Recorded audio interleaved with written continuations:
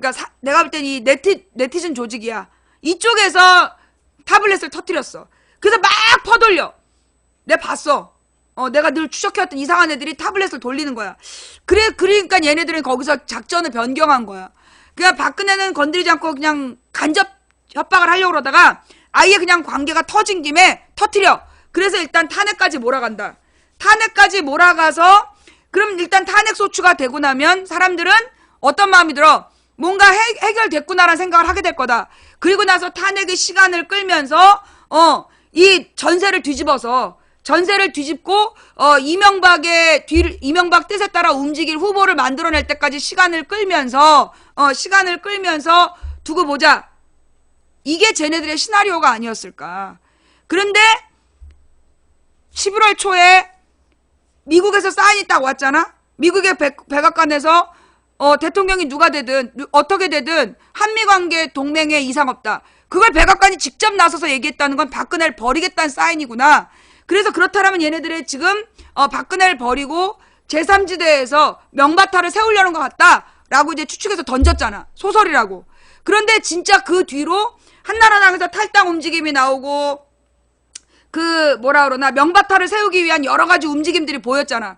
그리고 이 박지원이 새누리당이랑 막 어울리는 이상한 모습들, 이정현이랑 주고받은 비밀 문자들 이런 게 다 털리면서 결국 제3지대론이 끝나버리는 거야. 반기문 대권론도 망해버린 거야. 그리고 지금 와서 쟤네들은 어차피 이렇게 된 거 지금 박근혜를 탄핵으로 일단 몰아갔기 때문에 박근혜는 이제 움직이지 못할 것 같다. 그러니까 이제 차라리 그냥 탄핵 기각을 시켜주고 내가 볼 땐 이명박과 박근혜계가 딜을 하는 것 같아. 이명박 세력과 박근혜 세력이 딜을 해서 탄핵을 기각시켜주고 시간을 벌어서 전세를 뒤집는 그런 쪽으로 지금 가고 있는 거 아니냐. 그러니까 친 이명박 언론들이 갑자기 오늘 아침인가 어제 아침부터 탄핵 기각으로 방향을 잡잖아.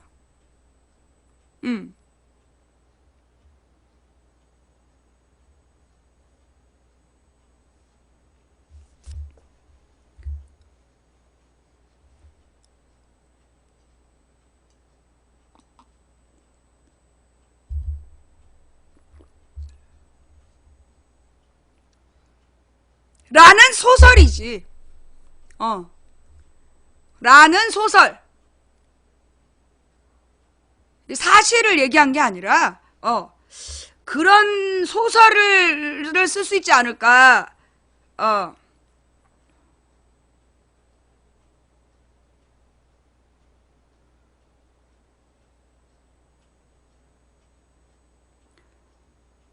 그러니까 이제 여기서 그 이명박 쪽은 내년 대선 후보를 세울 시간을 벌어야 되고 박근혜는 국정교과서를 관철시켜서 지아버지 명예를 회복해야 되고 그 두 가지 목표를 위해서 지금 딜을 하고 있는 거 아니냐.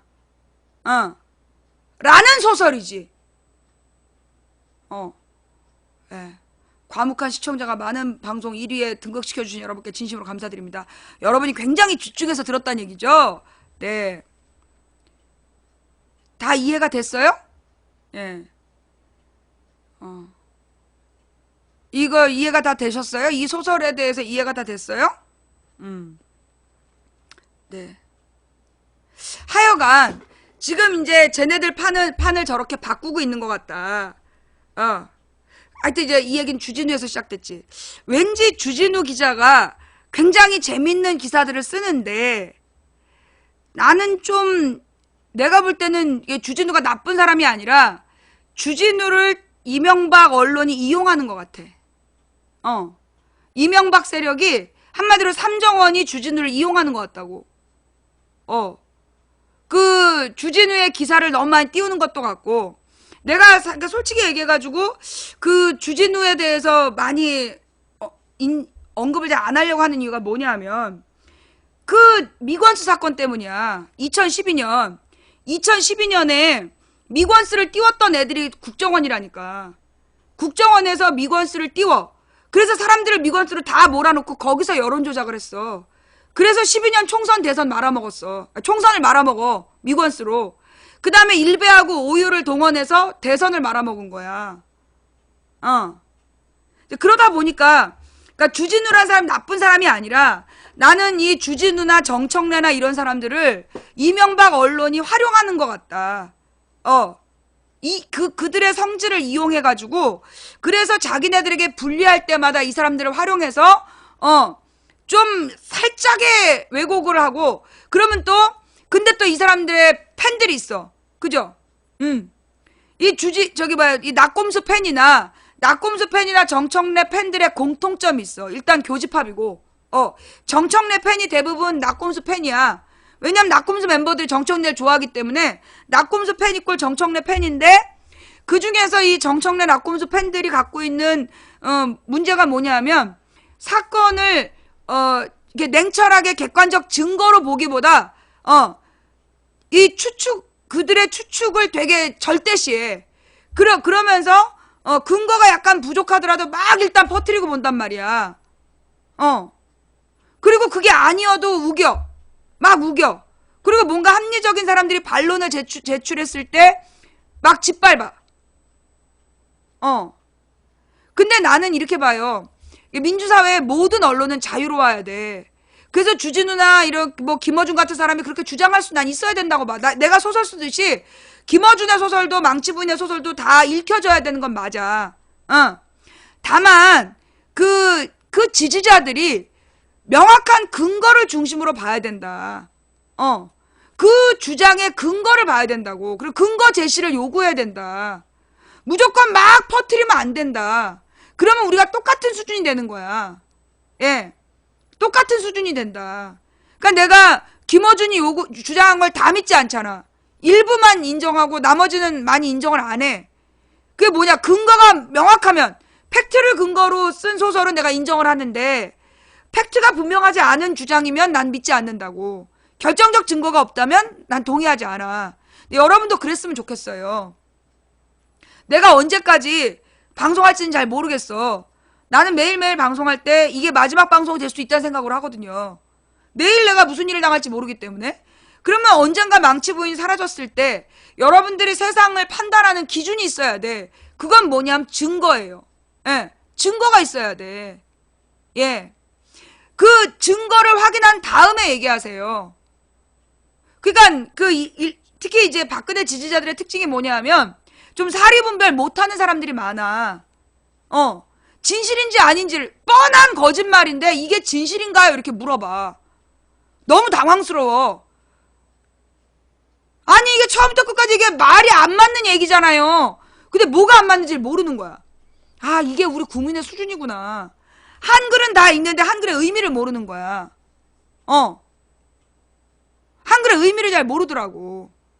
그래서 예, 우리가 해야 될 일은 뭐냐 하면 그들을 저주하고 미워하기보다 안타까워해야 돼. 지금 박근혜를 지지하는 사람들의 공통점은 몰라서 그래요. 물론 알면서 하는 국회의원 새끼들도 있지. 그 박근혜를 지지하는 국회의원 새끼들을 알면서 그 지랄하는 거야. 학력도 있고 공부도 다 한 새끼들인데 일부러 그런 짓거리를 하는 거야. 그 새끼들은 오로지 권력을 위해서 미친놈들이니까. 그러면서 그놈들이 그렇게 주장하는 건 누구를 이용하기 위해서, 그 무지한 지지자들을 이용하기 위해서 그러거든요. 예. 그 무지한 지지자들을 이용해서 잘 모르니까 못 배우고 그 진실을 볼 수 있는 안목과 지혜가 없는 그 단순한 지지자들을 이용해서 새머리를 하기 위해서 아주 거짓말하는 진짜 처죽을 놈 새끼들이야. 나쁜 놈들이야. 김문수는 옛날에 박근혜를 막 제일 먼저 탄핵하라고 그러더니 박근혜는 죄가 없다고. 뭐 하는 애인지 모르겠어. 자, 좌우지간 여러분들이 그 인터넷에 많은 뭐 팟캐스트나 영상물들이 떠돌아요. 그런데 여러분들이 그 판단해야 될 게 뭐냐, 일단 그 말을 한 사람을 봐야 돼. 나처럼 자기의 모든 과거를 다 드러내고 자기의 모든 과거를 드러내놓고 지금은 자기 집에서 방송한 사람이야. 나는 그지, 무슨 어디 무슨 사무실이나 뭐 이런 데가 아니라 내 집에서 방송한 사람이고, 내 집 주소, 남편의 직업, 우린 다 까여있어. 그지? 그냥 나의 과거도 다 까여있어. 어느 대학을 나왔고, 내가 과거에 뭘 했고 다 알아. 그쵸? 다 알려져 있어. 그죠? 그런데 다른 사람들도 그런가? 여러분들이 혹하는 그 유튜브의 스타들, 교수라면, 교수라는 이름을 붙이려면 어떻게 해야 돼? 어느 대학에서 강의하는 사람이냐가 중요해. 근데 여러분이 교수라고 부르는데 그 사람이 대학에서 강의해요? 대학에 소속이 없으면 교수라고 부르면 안 되는 거야. 그 다음, 가령 어떤 사람이 막 역사적인 주장을 해. 그러면서 어느 박사가 이런 주장을 했다. 그러면 그 박사라는 사람이 이 어떤 이론을 얘기할 때는 그 이론의 전공 박사일 때만 붙여주는 거야. 어? 막 무슨 그 역사에 대해서 자기의 추측과 상상을 얘기하는데 이 사람은 무슨 생물학 박사인가 그래. 엉뚱한 과목 박사인데 그 사람이 무슨 저기 그거 뭐지? 뭐 저기 있잖아 왜 그 말도 안 되는 그 환단고기를 이야기하는 그 박사란 사람이 역사학 박사가 아니야. 역사학 박사가 아닌 사람이 주장하는 걸 무슨 박사가 얘기했다라고 퍼돌려. 그 사람은 그렇게 역사학 박사가 아니기 때문에 그 사람의 주장을 믿으면 안 되는 거예요.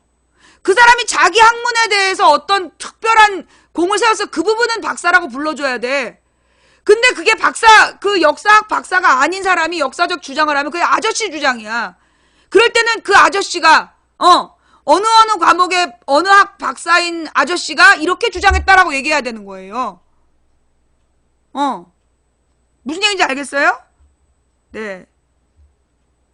그러니까 무슨 전직 교수, 그 다음에 상관없는 박사, 이런 사람들이 상관없는 주장을 하면 그걸 믿어주면 안 되는 거야. 적어도 박사나 교수는 학문적 명칭이에요. 그지? 박사나 교수는 학문적 명칭이야. 그러면 그 어느 학문에서 인정받았을 때 박사라고 불러줘야 되고 그 학문으로 가르칠 때 교수라고 불러줘야 되는 거야. 근데 여러분들이 그런 이제 그 뭐 교수나 박사의 명칭을 어떻게 사용하는지 모르니까 아무나 교수가 말하면 맞는 거다. 그러니까 맨 개소리한 놈들이 교수 하고 다니고 박사 하고 다니는 거야. 똥박사지. 그러니까 여러분들이 지금 인터넷상에 나와 있는 정보들을 판단하실 때는 어떤 사람이 뭐 하던 사람인가 전력을 봐야 돼요. 그 사람이 과거에 뭐 했던 사람인지 객관적으로 확인해야 돼. 뭐 어느 대학에서 가르쳤다 그러면 그 대학에 들어가서 평도 보고 그 대학은 어떤 대학인가를 보고 그래야 되는 거야. 어느 박사다. 그리고 그 박사의 일은 뭘로 학위를 땄는지 그리고 난 다음에 박사라고 얘기하는 거야. 도올 선생님 뭐라고 불러? 도올 선생이라고 부르잖아. 도올 박사라고 안 그러고 도올 교수라고 안 그러고 도올 선생이라고 그러잖아. 망치 부인이 어떤 학문적인 이름을 갖고 있어? 나는 뭐라 그래? 주부라고 얘기하잖아. 왜냐면 어떤 공식적인 명칭을 사용할 때는 공식적인 명칭을 사용할 때는 그 공식적인 지위를 확보할 수 있는 공신력 있는 기관으로부터 딴 명칭만 사용해야 되는 거야. 그 내가 맨날 그러죠. 국세청 지정 방송인, 법원 지정 언론인, 그러나 자칭 주부. 무슨 얘기인지 알겠어요? 여러분들이 인터넷상에 떠도는 많은 거짓 정보들을 구분할 때 기본적으로 말한 사람이 누군지를 봐야 돼. 그 사람의 일생을 알아야 된다고. 내가 많은 사람들이 2013년에 손석희가 JTBC 사장으로 갈 때 막 욕을 했잖아. 손석희가 배신하고 변질했다고. 그때 나는 뭐라고 얘기했냐? 나는 손석희의 역사를 믿는다. 나는 손석희의 역사를 믿기 때문에 이 사람이 내가 과거부터 수십 년 동안 얼마나 불의에 맞서왔는지를 나는 안다. 나는 이 사람이 JTBC에 들어가서 정말 트로이 목마이를 할지 아니면 그들의 하수인이 될지 두고 그의 활동을 보고 판단하겠다. 나 혼자 유일하게 그렇게 얘기했어. 내가 얘기하기 전까지 막 손석희 욕을 하다가 우리 시청자들이 두고 보자. 그리고 난 다음 욕이 중단이 됐고 손석희는 지금의 JTBC 뉴스의 신뢰도를 키왕짱으로 만들어냈단 말이야. 반대로 내가 감옥에서 나오니까 어떤 교수가 너무 인기가 있는 거야. 뭐 무슨 프리허그를 했다 그러면서 막 갑자기 하루아침에 스타가 되어 있었어. 내가 그 사람에 대해서 막 여러분들이 나한테 어떻게 생각하세요 물을 때 나는 그의 인생을 모른다. 그 사람이 과거 독재와 어떻게 맞서 싸웠는지 모른다. 그 사람이 많은 대학에, 내가 대학 다니던 시절, 많은 젊은이들이 독재와 맞서 싸우면서 불이익을 당할 때, 그 사람이 어떤 불이익을 당하면서 활동했는지 나는 아는 바가 없다.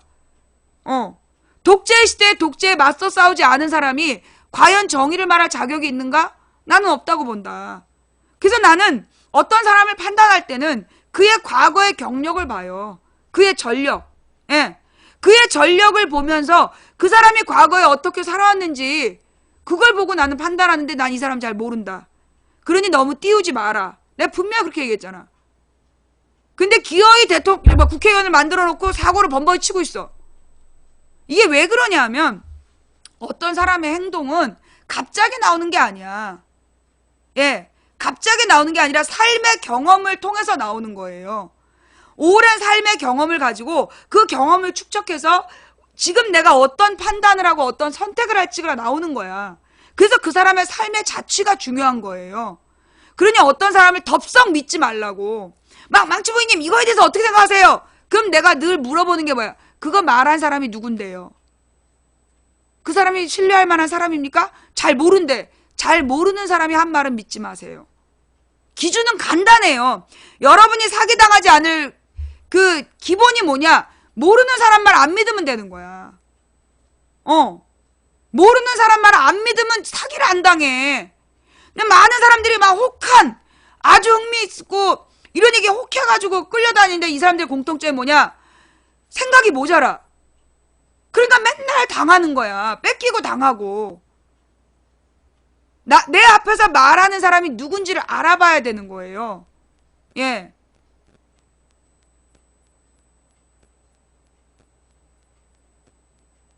그 다음에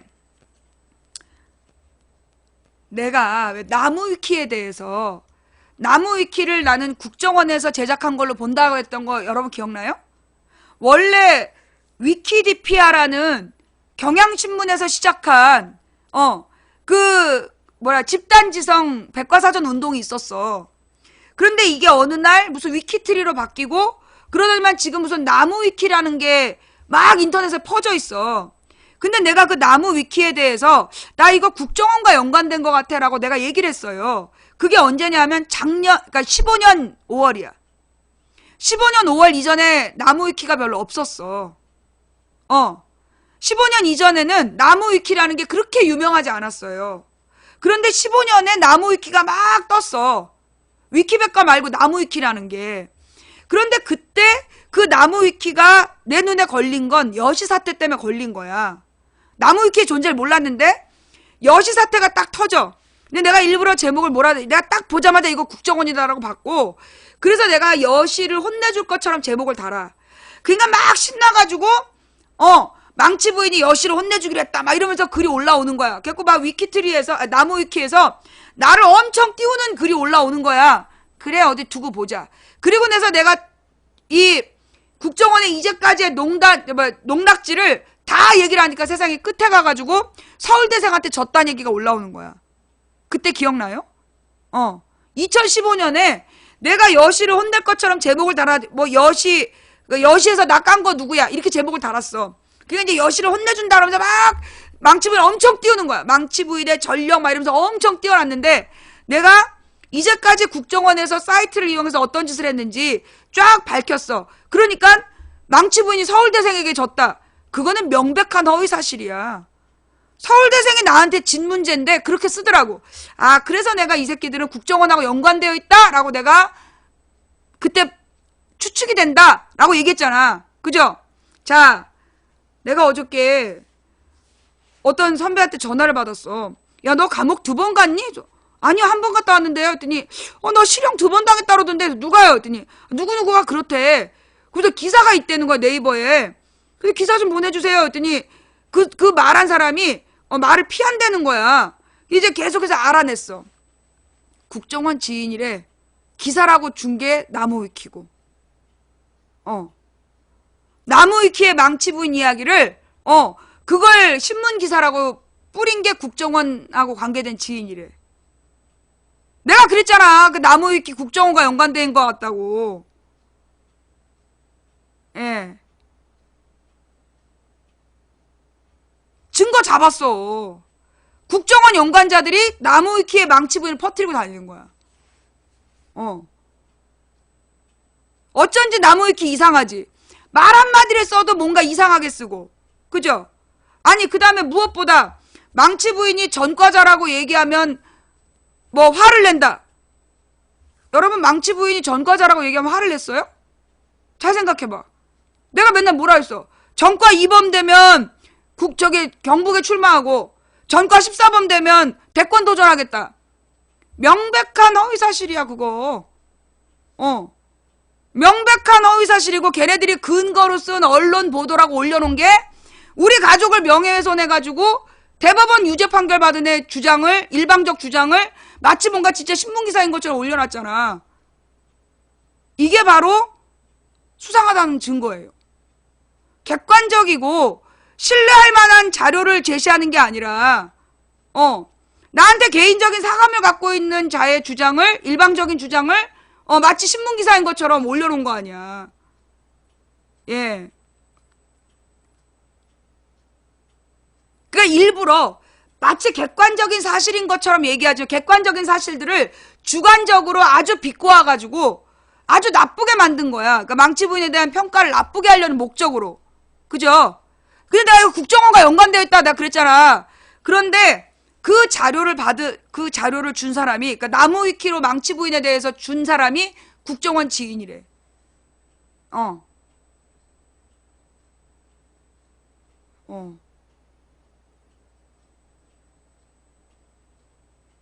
그래서 여러분들이 그래도 망치 부인 방송을 날마다 들으러 오는 사람들은 적어도 그런 거짓 정보들로부터 한 발짝 물러나 있으니까 망치 부인을 들으러 오겠죠?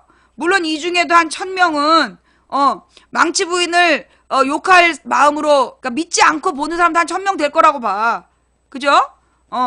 그리고 망치 부인이 긴가민가 그러면서 보는 사람이 한 절반 정도 될 거라고 보고, 망치 부인을 믿는 사람이 한 40%? 난 이렇게 봐요. 내가 볼 때 우리 방송 시청자가 만약에 뭐 6,000명이다. 그러면 한 1,000명은 망치 부인 안 믿어. 그 다음에 한 2,000명은 망치 부인이 맞나 틀리나 잘 모르겠다. 아니야, 한 3,000명은 맞나 틀리나 잘 모르겠다 이러면서 보는 거야. 그리고 한 2,000명 정도가 망치 부인이 맞다 라고 하고 보는 것 같아. 예, 난 그렇게 봐요. 근데 이게 되게 중요한 거야. 왜 중요하냐? 여러분이 사실 이제 많은 사람들이 마음에 상처를 받는 게 뭐냐 하면 사람에 대한 기대 때문에 상처를 받아요. 내가 이렇게 이렇게 10년 동안 변함없이 얘기했으면 알아들어야지. 왜 못 알아들어? 그렇게 생각하면 이거 못해. 예. 여러분들이 여러분 친구하고 싸웠을 때 충격 크죠?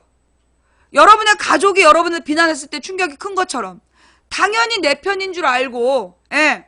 당연히 내 편이라고 생각하고 믿어왔던 사람한테 비난을 받으면 마음에 상처가 있잖아. 상처를 받잖아. 그죠? 그게 뭐냐 하면 내 가족이니까 내 편일 거라고 생각하고 나랑 같이 밥 먹고 어울리니까 내 친구일 거라고 생각하는 거. 그게 뭐냐 하면 일종의 헛된 기대야. 일종의 헛된 기대예요. 근데 사람들이 많이 그럴 때 상처를 받아. 예. 가족들이나 친한 절친한테 배신당했을 때 심지어 왜 아버지들이 폐인되는 게 친구한테 배신당하면, 친구한테 사기당하면 폐인돼 버리잖아. 그게 돈을 잃은 것보다 친구한테 배신당한 상처를 극복 못해서 그렇게 되는 거야. 예. 그리고 이 가족들이 분열됐을 때가 진짜 집안이 안 좋아지잖아. 근데 이 모든 게 뭐냐면 어떻게 이 사람이 그래? 라는 말이야. 어떻게 사람이 그래? 예. 어떻게 사람이 그래라는 말은 사람은 이러이러할 거야. 쟤는 이러이러할 거야. 나의 기대야. 그건 내 생각이라고. 근데 그 상대방은 그렇지 않아. 그래서 그걸 이해를 해야 돼요. 절대 가족이기 때문에, 절친이기 때문에 나랑 생각이 똑같을 거라고 믿으면 안 되는 거야. 그리고 그럴 거라고 단정하면 안 돼. 또 가령 이제 이렇게 아프리카에서 방송을 한다든가 막 이렇게 연예인들이라든가 이런 사람들은, 뭐 정치인들 막 앞에서 사람들이 막 굽신굽신 하잖아. 막 어머 너무 멋있어요. 막 의원님 사랑해요. 막 이러면 막 내가 스타구나. 내가 신이구나. 내 말을 다 듣는구나 이런 생각 하잖아. 그죠? 그러면서 막 아프리카에서 방송하면 몰려오는 모든 사람이 날 지지할 거라고 오해를 해. 그래서 망하는 거야. 나는 절대 안 믿어. 무엇보다 나를 막 가까이에서 도와주고 그런 사람들을 더욱더 경계해.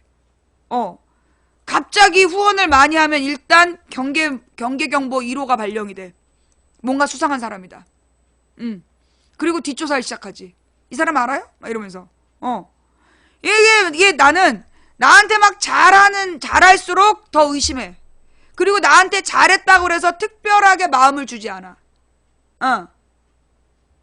왜 그러냐. 그렇게 잘하는 사람들한테 헛된 기대를 하다가 당하는 거야. 나한테 잘하는 사람, 여러분이, 내가 인연한테, 그동안에, 홍삼도 보내주고, 그랬는데 인연이 별로 나를 안 좋아한다는 거야? 미안합니다. 난 비싼 거 보낸 사람일수록 일단 더 많이 의심해요. 예. 왜냐? 나한테 줄 리가 없잖아. 근데 왜 주겠어? 뭔가 의심스러운 거지. 뭔가 다른 목적이 있는 거 아니야? 나는 어렸을 때부터 나한테 이쁘다 그러면 저 새끼가 나한테 돈 빌릴래나 보다. 그리고 나 돈 없어 이 새끼야. 그러고 도망가. 일단 나한테 잘해주는 사람에 대한 의심이 더 가.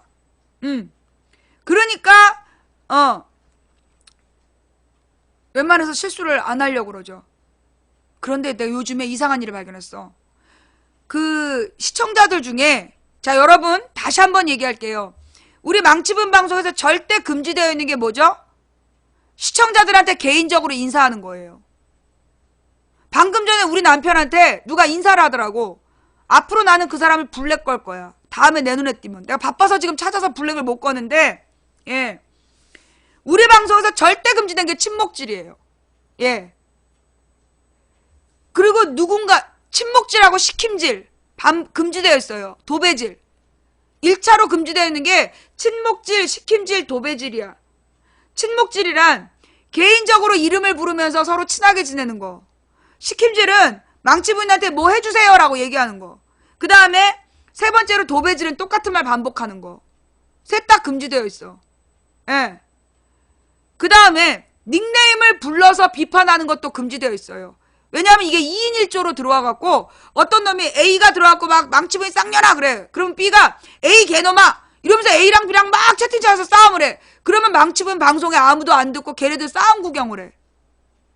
그래서 우리 방송에서는 닉네임 언급이 금지되어 있어요. 욕을 하든 친목을 하든 인사를 하든 누구에게 개인의 이름 불러서 인사하면 블랙 대상이야. 경고. 뭔 말인지 알아요? 이게 왜 중요하냐면 우리 아프리카 방송에서 우리 방송에서 채팅을 열심히 하는 시청자들이 있어. 그 채팅을 열심히 하는 시청자들을 누가 다 봐. 국정원에서 다 봐. 그 다음에 어떻게 한다? 이간질을 시켜. 이간질을 시키는 거야.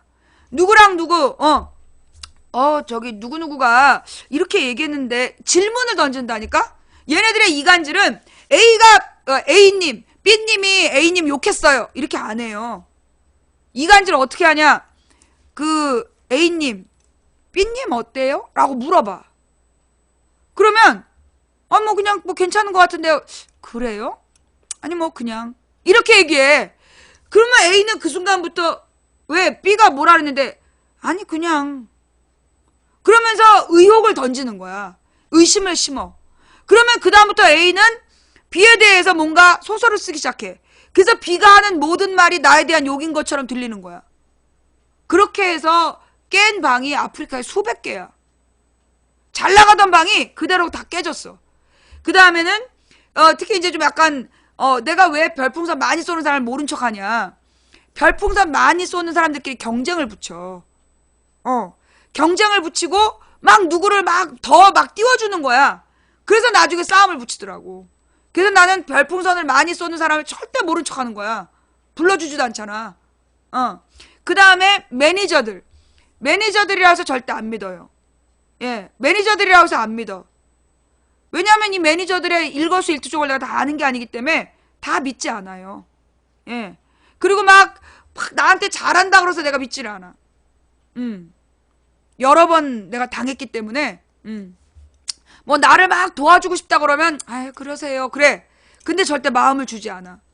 왜냐? 마음을 주면 사고가 나더라고. 그러니까 내가 좀 외롭긴 해. 외롭긴 하지만 그래도 그게 안전한 길이야. 예수님께서 그 무수한 그 인파가 따라다니면서 막 주여 주여 할 때 늘 하신 일이 뭐야? 혼자 산속에 가서 기도하시고 혼자 배 타고 호수 건너편 마을로 가버리고 그런 일을 자꾸 했어. 막 주여 주여 할 때 거기 머물지 않았어. 그게 사람한테 마음을 두고 기대를 하잖아요. 그러면 그 사람에 대한 기대가 자기를 무너뜨리는 거야.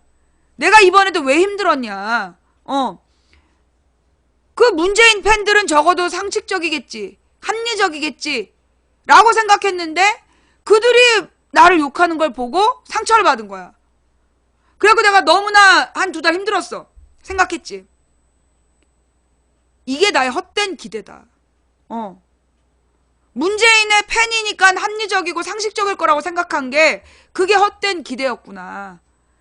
그러니까 자꾸만 상처를 받는 거야. 그리고 나서 딱 그걸 깨달은 순간 객관적으로 보이는 거야. 뭔데? 문재인 팬은 많다. 그런데 나한테 욕하는 건 다 합쳐야 300이다. 500명도 안 된다. 그게 딱 보이는 거야. 그 전에는 안 보였어. 막 어떻게 문재인 팬이 나한테 이러지? 이런 마음이 컸어. 근데 문재인 팬 중에서 나한테 쌍욕하고 들이대는 건 다 합쳐야 300이다. 그 300명 중에서도 아주 주도하는 건 고작 30명이다. 나머지 290명은 덩달이고 아주 잔혹하게 나를 씹어대는 건 30명밖에 안 되더라. 그러면 내가 그 모자란 30명 때문에 나머지 문재인 팬 전체를 내가 섭섭해했구나. 그게 그들이 노린 거구나. 그 30마리가 원하는 게 그거야. 이 30마리가 내가 볼 때는 국민의당 지지자들도 그렇게 적으로 만들었고, 예. 뭐, 이종걸이나 박영선이나 그 중간지대의 의원들의 팬들을 등 돌리게 한 것도 그 30마리야.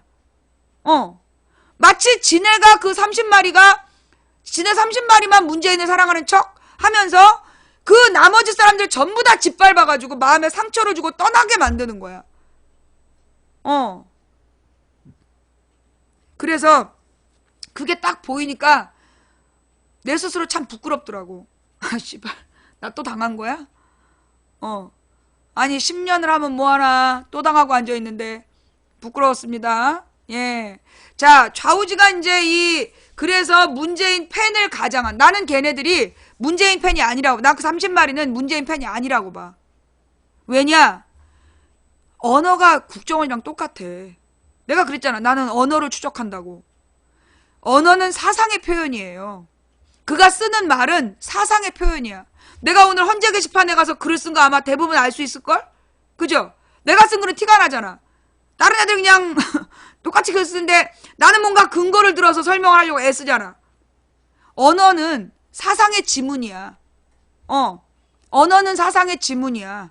그런 것처럼 내가 그 30명에게서는 국정원의 지문을 봤어. 예. 국정원의 지문을 봤다니까. 그래서 나는 요거 국정원이다. 그리고 지금 국정원이 노리는 게 뭐냐 하면 이게 심리 고문이야. 예. 이게 심리 고문이야. 여러분 있잖아요. 지금 여러분들 되게 절망한 분들 잘 생각해봐. 여러분이 지금 절망한 분들 공통적으로 누군가한테 쌍욕을 들은 사람이야. 그지? 막 악플에 시달렸던 사람들. 트위터나 페북이나 카톡이나 해서 원인 모르게 막 악플에 시달렸어. 막 공격과 비난을 당했어. 그런 사람들이 지금 마음이 지친 거야. 맞아 틀려? 그치? 이게 심리 고문이야. 말도 안 되게 막 공격을 해가지고 그러니까 왜 너무 어이없는가? 그동안에 막 사랑해요 하트 보내주고 막 맨날 사진으로 꽃다발 보냈던 사람이 어느 날 갑자기 욕을 해. 그 충격이 크잖아. 그치? 그게 심리 고문이야. 그게 심리 고문이야. 기대치를 높인 다음에 막 누군가에게 기대하게 해가지고 막 그 사람을 의지하게 한 다음에 거기서 팍 치는 거야. 그래서 심리의 길을 꺾는 거예요. 요것들이 지금 그 짓거리 하더라고.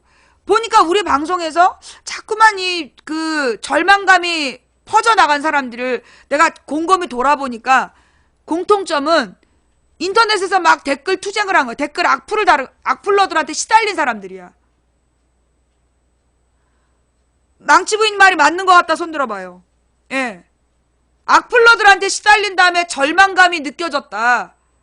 전부 다 관심 끊고 싶어졌다. 손. 이거야. 그 악플러들이 갑자기 나타나고 쌍욕한 이유가 이거라니까. 대부분 그러니까 망치부인 방송의 시청자들은 합리적이고 착한 사람들이야. 모범적이고 합리적인 사람들이라 누구한테 이유 없이 욕을 해본 적이 없는 사람들이야. 그런데 이 사람들이 이유 없이 욕을 먹어. 이유 없이 막 욕을 먹어. 그러면 마음에 상처를 받는 거야. 그게 정신적 충격이 되는 거야. 학대거든, 일종의. 집단 학대. 집단 학대를 해가지고 그 사람의 길을 꺾는 거예요. 그래서 절망감을 퍼뜨리는 거야. 예. 절망감을 퍼뜨리는 거예요. 예. 자, 그래서 여러분들에게 또 중요한 꿀팁. 만약, 여러분 잘 생각하세요. 내가 요즘에 생각한 게 뭐냐면, 나에 대한 악플이 많다는 건 그만큼 내가 중요하다는 뜻이야. 뭐요? 솔직히 내가 이 모든 일로부터 갑자기 구원받은 건 국정원 지인이 나무위키를 뿌린다는 걸 알게 됐기 때문이야. 역시 그놈들이었구나. 그만큼 내가 중요했구나. 이게 중요한 거예요, 여러분. 누군가 나에 대해서 악플을 쓰고 있다면 그건 그만큼 내가 중요한 거야. 안 그래? 내가 그렇게 중요하지 않은데 왜 국정원이 나에 대해서 뿌리고 다니겠어? 그지? 그러니까 여러분들도 그렇게 생각하세요. 만약에 여러분 뉴스 댓글 달았어. 근데 막 나빠요가 갑자기 올라가. 이건 뭐야? 아, 이게 중요한 거구나. 그때 얘네들하고 절대 말싸움을 안 돼. 내가 그 옛날에 서프라이즈 망하기 전에 거기서 1600명하고 싸워봤다 그랬잖아. 그때 깨달은 거야. 뭐냐? 걔네들이 막 악플을 달아요. 그러면 악플에 일일이 대응하지 마세요. 악플의 숫자만 세. 일단 사람들 댓글 수에 민감하거든. 악플이 많이 달렸어? 그럼 악플의 논리를 딱 봐. 아, 얘네들이 지금 심리적으로 지네들이 속상한 게 이 부분이구나. 그러면 그 부분을 제목으로 또 글을 써. 그럼 거기에 또 악플이 달려. 그러면서 그렇게 해서 악플을 한 여러 번 딱 겪고 나면 여러분은 그게 스타가 되는 거야. 뭔 말인지 알아요? 이 게시판 스타가 되는 게 그렇게 되는 거야. 예. 그리고 일단 딱 여러분이 쓴 글에 누가 악플 달았다. 공격을 했다. 먹힌다는 얘기야. 얘네들이 악플을 다는 논리를 봐. 아, 이 논리가 먹힌다는 얘기야. 아, 얘네들이 지금 두려워하는 게 이거구나. 가령 얘네들이 특히 국정원에서 내 남편을 갖고 찝어갖고 욕을 해. 국정원 지인들이 퍼뜨리는 얘기가 망치 부인이 지 남편을 띄우기 위해서다. 아니, 내가 남편을 띄울 일이 뭐 있어. 원래 잘하는데. 그러면 얘네가 이게 얘네들이 지금 내 남편이 뭔가 얘네들한테 아킬레스건이구나 라고 생각하는 거지. 예. 이유는 뭐냐? 오세훈을 쫓아냈잖아. 오세훈을 쫓아낸 게 우리 신랑이야. 그거 알죠? 우리 신랑이 오세훈을 쫓아냈어. 오세훈을 불러갖고 시정질문 딱 한 번 했더니 그 길로 집 나가갖고 다시 돌아오지 않았어. 아예 사표내버렸지. 그러니까 얘네들이 사실은 오세훈이 대선 후보감이었어요. 왜냐? 서울시장 출신 대통령 이명박 하나였어. 쟤네들이 오세훈을 대통령 후보로 키웠는데 망치 부인 남편이 시정질문 한 번 해갖고 집 나가버렸잖아. 다시 돌아오지 못했어. 그러니까 얘네들이 계속 망치 부인하고 남편을 공격하는 거야. 연결해가지고. 거짓말 오지네? 누가 거짓말 오죠? 아, 문재인 구속. 역시 너 국정원이지? 제목이 문재인 구속이 닉네임인 걸로 봐서 너는 국정원임에 틀림없어. 그러니까 누가 서울시장이 되든 망치 부인 남편이 물고 늘어지면 하루아침에 오세훈도 끝난 거 아니야. 그 다음에 그 이번에도 오세훈이를 국회로 다시 들여보내려고 그랬어, 쟤네가. 그거 알죠? 오세훈을 다시 국회로 들여보내려고 누구지? 정세균하고 오세훈하고 지지율 차이가 20%다. 오세훈이 지지율 20% 높다고 그랬어. 그거 기억나요? 작년에 오세훈, 정세균이 지지율이 오세훈이 22%가 높다고 그랬어. 그렇게 언론에서 막 나오는 거야. 그래서 내가 시청자들한테 뭐라 그랬냐면 그거 다 캡쳤더라. 그리고 결과가 다르면 이 언론사 새끼들 전부 다 고소하자 그랬어. 그 다음부터 그거 지지율 얘기가 보도가 안 됐어. 그 다음부터 오세훈이 정세균보다 지지율 높다는 얘기가 안 나왔어. 그리고 정세균이 거짓말이다, 박빙이다, 압도적으로 이깁니다. 그래서 이긴 거야.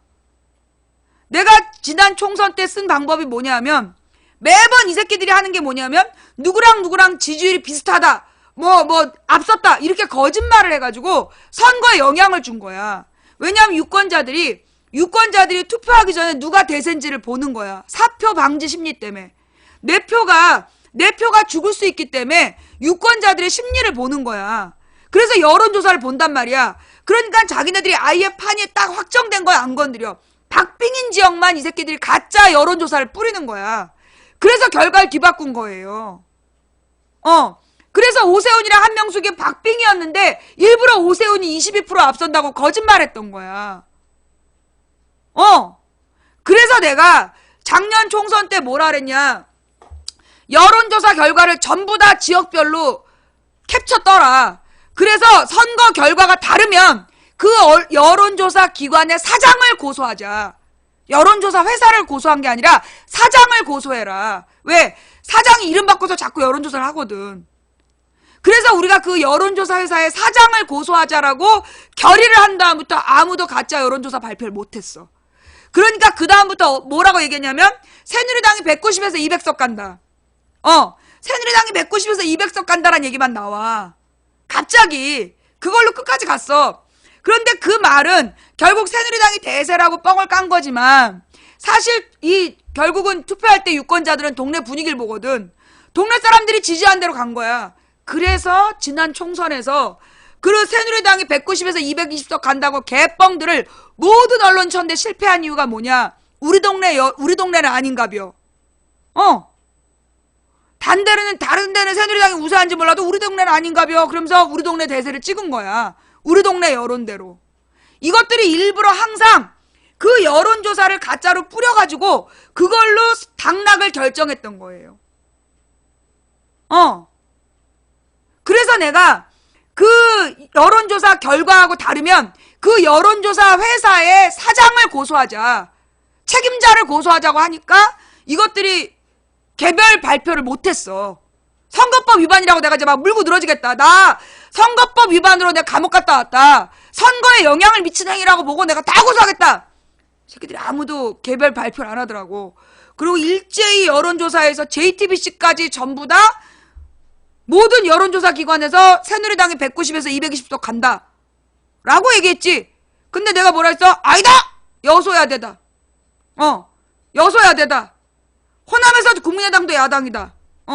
새누리당이 190에서 220석 못 간다. 두고 봐라.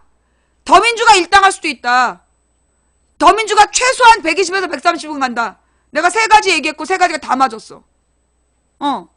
작년 총선 전에 한 방송을 찾아보면 여소야대, 내가 중국의 황룡산성인가 어딘가 가가지고 구룡 머시기인가 가가지고 여의주를 만지면서 150을 외쳤다. 이거 여소야대 된다는 뜻이다.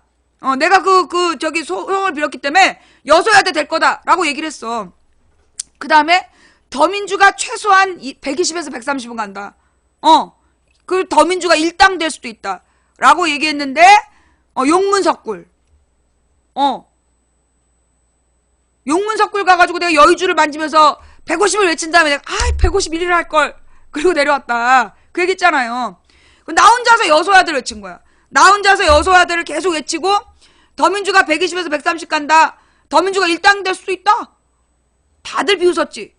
결론은 여소야대가 된 거잖아. 그게 뭘로 한 거냐? 여론조사를 꺾은 거예요. 여론조사란 이름의 거짓말. 여러분 지금 주변에 한번 물어보세요. 지금 대선 여론조사 새누리당 지지자들이 황교안 욕을 더해. 박근혜 공범아이가 그러고 있잖아. 몰라. 우리 동네 새누리 지지자들은 약간 좀 고학력이야. 좀 약간 민영 아파트가 많고 고학력 그 지식인들 새누리 지지자가 많았어. 이 사람들의 특징이 뭐냐? 박근혜 쫄병아이가, 박근혜 공범아이가 쥐가 뭘로 나오나 이러는 거야. 나오겠나? 다 그렇게 얘기해. 그럼 황교안의 지지율이 그렇게 높다는 거? 나는 개뻥이라고 봐요. 문재인이 50% 그것도 난 개뻥이라고 봐. 실제로 문재인의 지지율이 아니야 그건. 정권 교체에 대한 지지율이지. 정권 교체에 대한 요구이지 그건 문재인 개인의 지지율이 아니에요. 결국은 뭐냐 하면 문재인의 지지율이 높다라고 얘기를 했던 목적이 뭐냐? 야권의 다른 후보 죽이기였어. 그래서 결국 박원순은 포기한 거 아니야. 박원순, 김부겸을 포기시킨 거야. 그런데 박원순, 김부겸을 포기시킨 게 누구에게 치명상을 주냐? 문재인에게 치명상, 더민주에 치명상을 주는 거야. 그 새끼들이 일부러 그런 거야. 일부러 박원순, 김부겸 지지율이 낮다고 계속 주장을 해가지고 포기시킨 거야. 왜냐?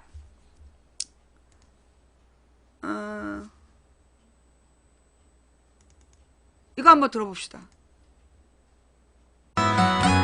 김성환의 행간 시사평론가 김성환 씨 나오셨어요. 어서 오십시오. 네, 안녕하세요. 인터뷰 들으셨죠, 앞에? 네네, 그렇습니다. 그러니까 이분이 가겠다는 얘기 같기도 하고 안 가겠다는 얘기 같기도 김현정의 하고 뉴스쇼 같기도 해요. 김부겸 아니, 저는 불출마 선언.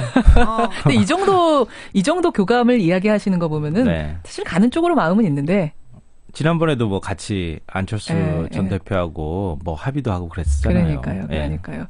다만 정책 중심으로 모여야 된다라는 어떻게 보면 좀 원론적인 이야기를 하셨어요. 근데 제2의 반기문 되는 거 아니냐? 어떤 분이 그런 문자 주셨더라고요. 이분도 정치 경험 없기 때문에 현실 정치 뛰어들면 결국 완주 안 하고 그만두는 거 아니냐? 근데 정운찬 전 총리는 반드시 간답니다. 네. 끝까지. 아니 뭐 그동안에 이제 갈고 닦으신 게 있으니까 좀 지켜봐야 될 것 같습니다. 지켜보겠습니다. 행간은 뭐 가지고 오셨어요? 더불어민주당의 유력 대선 주자였던 김부겸 의원 예. 어제 불출마 선언을 이분이 했습니다. 불출마 선언을 했어요. 기자회견을 열어서 저의 도전은 끝내 국민의 기대를 모으지 못했다. 정권 교체에 미랄이 되겠다 이렇게 밝혔는데요. 예. 비록 뭐 김부겸 의원의 도전은 끝났지만 불출마 선언의 의미, 상징성은 적지 않습니다. 이 김부겸 불출마 선언, 이 뉴스의 행간을 좀 살펴볼까 합니다. 지지율은 네, 낮았어요. 현대아파트도 지지율은 있어요. 이미 했지만 사실 민주당으로서는 상당히 중요한 인물 아닙니까? 네, 맞습니다. 이미 뭐 대선 불출마 선언을 했기 때문에 제가 마음 놓고 칭찬을 좀 하면요. 예. 김 의원은 민주당뿐만 아니라 우리나라 정치사에서도 아주 중요한 인물입니다. 그렇죠. 첫째, 민주당 당적을 갖고 대구에 출마를 했죠. 예. 31년 만에 대구에서 야당 의원이 탄생했습니다. 예. 이 지역주의를 타파하는 상징처럼 되는 인물입니다. 그렇죠. 둘째, 민주당을 명실상부 전국 정당으로 만든 1등 공신입니다. 민주당은 그동안 호남 지역구도에서 벗어나지 못했잖아요. 예. 뭐 부산 경남까지는 진출을 했지만 대구 경북은 불모지였는데 불모지 중에 불모지. 여기에다 민주당의 깃발을 딱 꽂았다는 그렇죠. 거죠. 그러니까 예. 민주당이 전국 정당이란 평가를 받을 수 있도록 해줬던 인물입니다. 셋째, 중도적 색채로 민주당을 풍성하게 만드는 역할을 해줬습니다. 예. 민주당이 이념 스펙트럼으로 보면 김 의원은 오른쪽 중도 가까이에 위치해 있거든요. 맞아요. 예. 그러니까 민주당이 다양한 지지층을 끌어올 수 있도록 하는 역할을 했다는 겁니다. 김부겸 의원의 불출마 선언, 이 뉴스의 행간 이면에는 뭐가 숨어 있습니까? 첫 번째 인간은 민주당으로선 큰 손실이다입니다. 큰 손실이라고요? 네. 아니 뭐 지지율이 그렇게 높지 않았는데? 네, 지지율이 뭐 비록 한 1, 2% 정도 된다 하더라도 뭐 존재감이 적다 이렇게 평가는 받을 수 있겠지만 예. 사실은 그렇지 않습니다. 어. 김부겸 의원의 지지율 대구 1, 경북의 2%는 더민주 단순한 관심이 그냥 숫자상으로 1, 2%가 아닙니다. 상징성이 대단히 큰데요. 무슨 말씀이세요? 새누리당 대선 유자가 TK에서 얻은 지지율하고 예. 호남에서 얻은 지지율의 의미가 똑같습니까? 다르겠죠. 다르죠. 김부겸 의원은 대구 경북에서 민주당의 관심을 불러일으키는 촉매제 역할을 할 수 있습니다. 또 중도 유권자들이 민주당을 바라보게 하는 정치인 중에 한 명입니다. 거기서 싸우는 경선에서 다투고 있는 사람들 중에 저런 사람도 있어라고 그렇죠. 하면서 중도에서 한 번 더 볼 수 있는. 그렇죠. 내가 그랬잖아. 맞습니다. 그래서 김부겸을 영국 끼워야 된다고. 프로축구팀 맨체스터 유나이티드 한창 인기 있을 때 한번 보세요. 박지성 선수만 있다고 팀 전체를 우리나라 사람들이 응원하지는 않잖아요. 루니나 호나우드 같은 그런 내가 좋아하지 않지만 실력 있는 선수도 있어야 응원할 맛이 나는 그렇죠. 겁니다. 그렇죠. 김부겸 의원 같이 이런 정치인이 민주당 경선에 띄워준다면 경선에 큰 활력소가 되죠. 경선 흥행에 도움이 된다는 겁니다. 민주당으로서는 불출마가 어떻게 보면 손실이다. 네. 두 번째는 뭔가요? 두 번째인가는 결선 투표가 생략될 수도 있다입니다. 아니 김부겸 의원이 불출마 선언하는데 무슨 결선 투표에까지 영향을 줘요?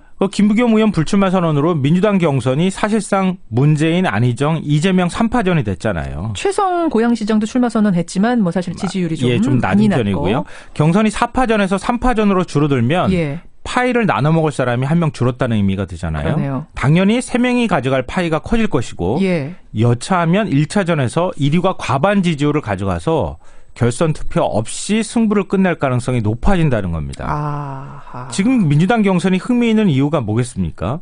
문재인 전 대표 때문일까요? 아니죠. 안희정, 이재명 2위 싸움이 치열하기 때문이거든요. 재밌거든요. 근데 한 명이 과반 득표를 얻어서 경선이 맥없이 끝난다?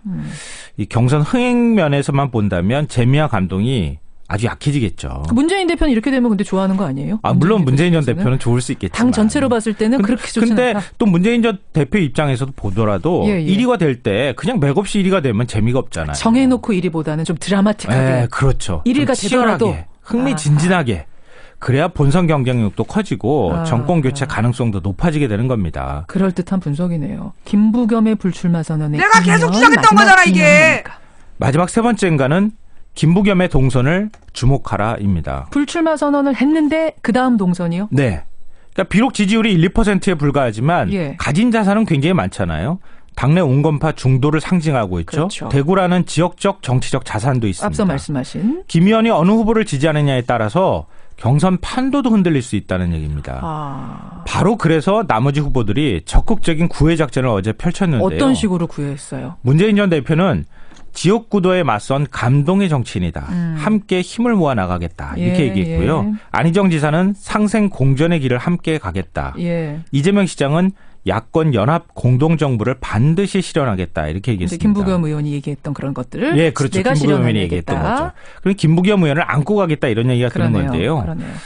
김 의원 입장에서는 지금 심정이 별로 좋지 않겠죠. 이런 얘기들을 후보들이 불출마 선언하기 전에 좀 해주셨으면 불출마 안 했을 텐데 꼭 끝나고 나면 반기문 총장 때도 그랬잖아요. 끝나고 나니까 막 칭찬을 칭찬을 해요. 그러니까 김부겸 의원 지금은 지지자들한테 좀 굉장히 미안하고 또 본인 스스로도 아쉬운 마음이 있을 수 있는데요. 그렇지만 사소취대의 마음, 작은 것을 버리고 큰 것을 얻겠다는 마음으로 모든 것을 내려놓는다면 아마 언젠가는 더 큰 것을 얻을 때가 오지 않을까 싶습니다. 김부겸 불출마의 이면 행간 민주당 경선판은 어떻게 돌아갈 것인가 김성환 씨가 쫙 읽어주셨습니다. 고맙습니다. 네, 고맙습니다.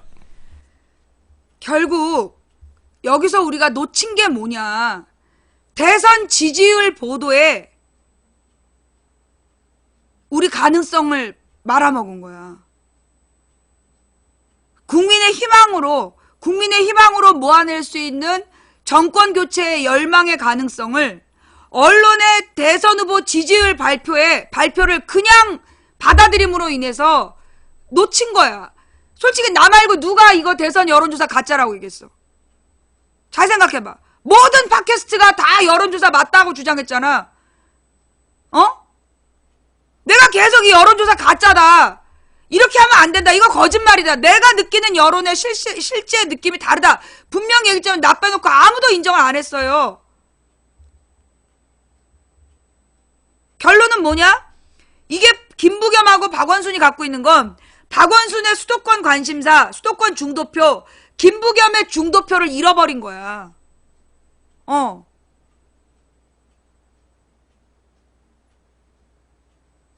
여러분 기억하세요.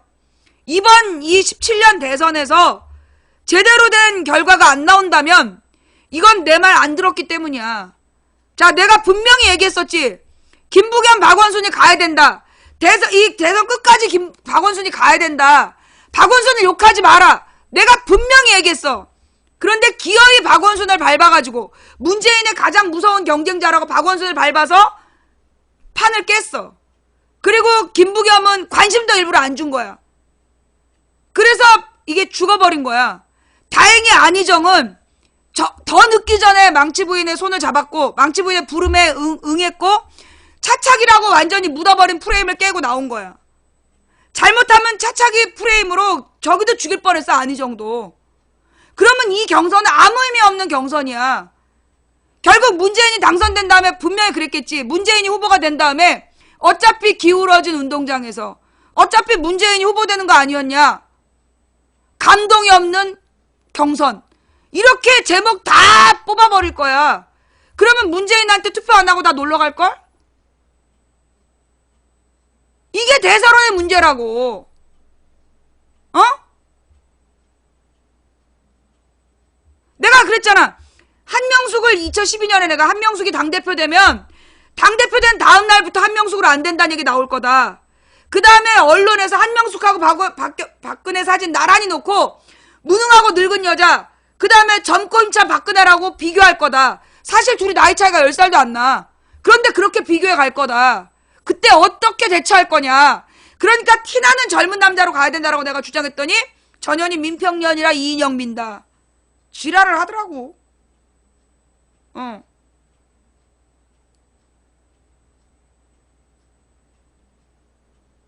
자, 이럴 때 꼭 소나무 배나무 같은 사람들이 나와서 그래서 해결 방안은요? 라고 물어요. 나는 이미 해결 방안을 다 얘기했어. 경선이 아슬아슬해야 된다. 스릴 있어야 된다. 그러니까 지금 대세론으로 가면 안 되고 뭔가 경선 결과가 뒤집어질 수 있다라는 그런 희망을 심어야 된다. 그런 얘기 했어, 안 했어? 소나무 배나무 망치부인 방송 안 들었어? 그래서 어쩌자는 거예요. 내가 이제까지 몇 번 얘기했잖아. 남들이 다 문재인이 될 거라고 생각한 경선에서 이변이 일어날 수 있는 가능성, 안희정이든 이재명이든 후보가 될 수 있는 가능성을 보여주라고. 그래서 그게 막 진짜 안희정으로 될 것 같은 분위기, 이재명으로 될 것 같은 분위기가 막 가다가 문재인이 되면 그건 뭐야? 야, 문재인이 그냥 쉽게 된 게 아니구나. 가 되지만 지금처럼 안희정 죽이고 이재명 죽이고 박원순 죽이고 김부겸 죽여가지고 문재인이 되면 어차피 기울어진 운동장 이렇게 되는 거야. 뭔 말인지 알아요? 내가 그렇게 얘기할 땐 못 듣고 그래서 대안이 뭐니? 뇌가 문제야? 귀가 문제야? 내 얘기할 때 어디서 못 듣고 왔어?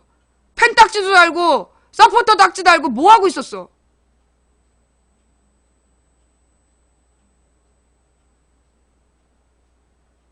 몇백 번 말했잖아. 그리고 중요한 건 누가 되냐에 집중하지 말라고요. 지금 문제는 지금까지 내 말 안 들었으니까 앞으로도 안 듣겠지만 내가 마지막 기대를 걸고 얘기를 해보겠어. 자, 여러분이 지금 해야 될 일이 뭐냐면 누가 대선 후보가 되느냐에 집중하지 말라고. 누가 대선 후보가 되는지에 관심을 꺼야 돼. 누가 되든 뭘 해야 되는지에 집중하라고. 누가 대통령이 되든 뭘 해야 되느냐. 경제 민주화 해야 된다. 경제 문제를 뭐 이렇게 풀겠다 저렇게 풀겠다. 그 단답형으로 대답하지 말고 경제 민주화 하겠다. 그렇게 풀어야 되는 거야. 한반도 평화를 만들겠다. 종북이니 어쩌니 막 얘기하는데 뭐 냉전구도 사상대결 뭐 얘기할 때 한반도의 평화를 만들겠다. 경제 민주화, 한반도 평화, 외교적인 주도권을 확보해서 김대중 노무현 때 찾았던 외교적 주도권을 우리가 다시 수립하고 확립하고 한반도 평화를 확보해내겠다. 내가 볼 때 두 가지면 제일 중요한 건 다 한 거 아닌가? 경제 민주화, 한반도 평화. 그 두 가지면요, 우리나라의 모든 적폐의 50% 이상 풀고 가는 거예요. 예. 더 뭐가 필요해? 한반도 평화야. 전쟁이 없는 한반도 만들겠다. 그것만 약속하면 되는 거야. 그것만 위해 노력하면 되는 거야. 그러면 거기에 대해서 뭐라고 개질하든 우리가 원하는 건 평화다. 우리가 원하는 건 전쟁이 아니라 평화다. 그 얘기를 하는 거야. 뭐 경제 강론으로 쌈박질 할 필요 없어. 그래?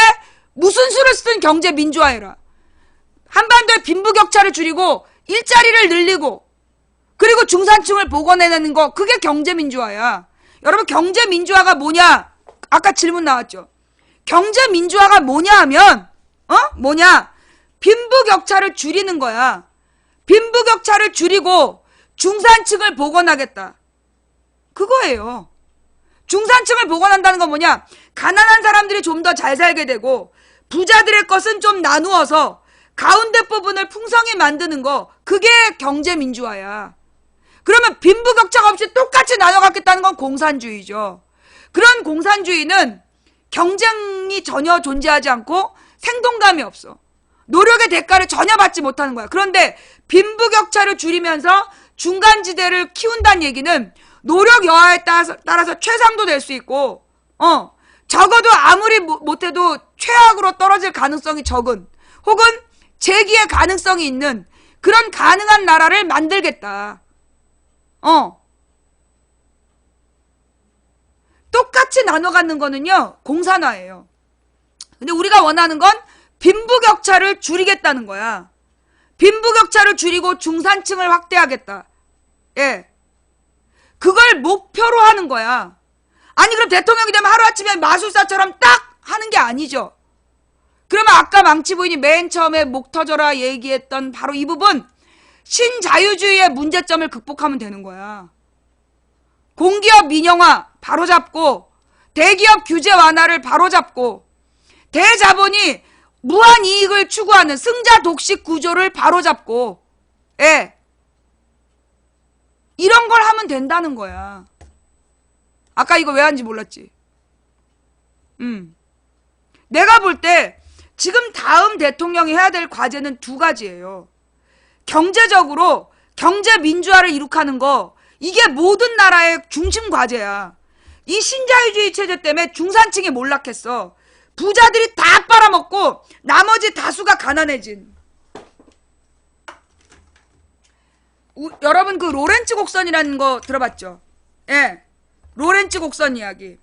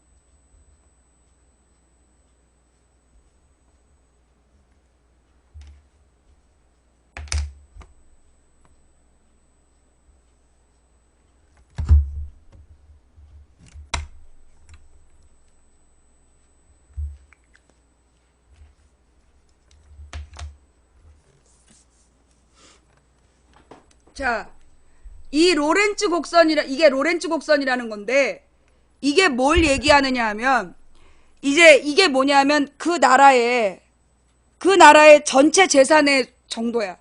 전체 재산이 100이라고 볼 때 이 100을 나눠 가진 사람들의 그 수준이야. 다른 말로 뭘 얘기하냐면 이 국민의 여기까지 가면 70%.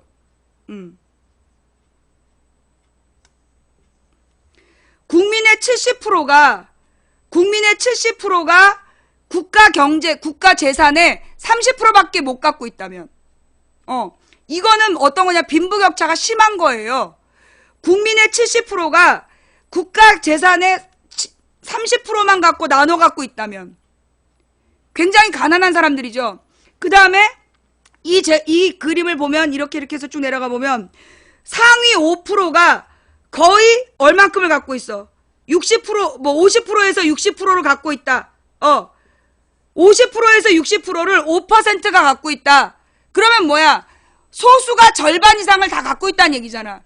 그러면 이런 나라는 뭐냐면 빈부격차가 큰 나라예요. 이건 빈부격차가 큰 나라야. 근데 가령 어떤 나라 공산주의다.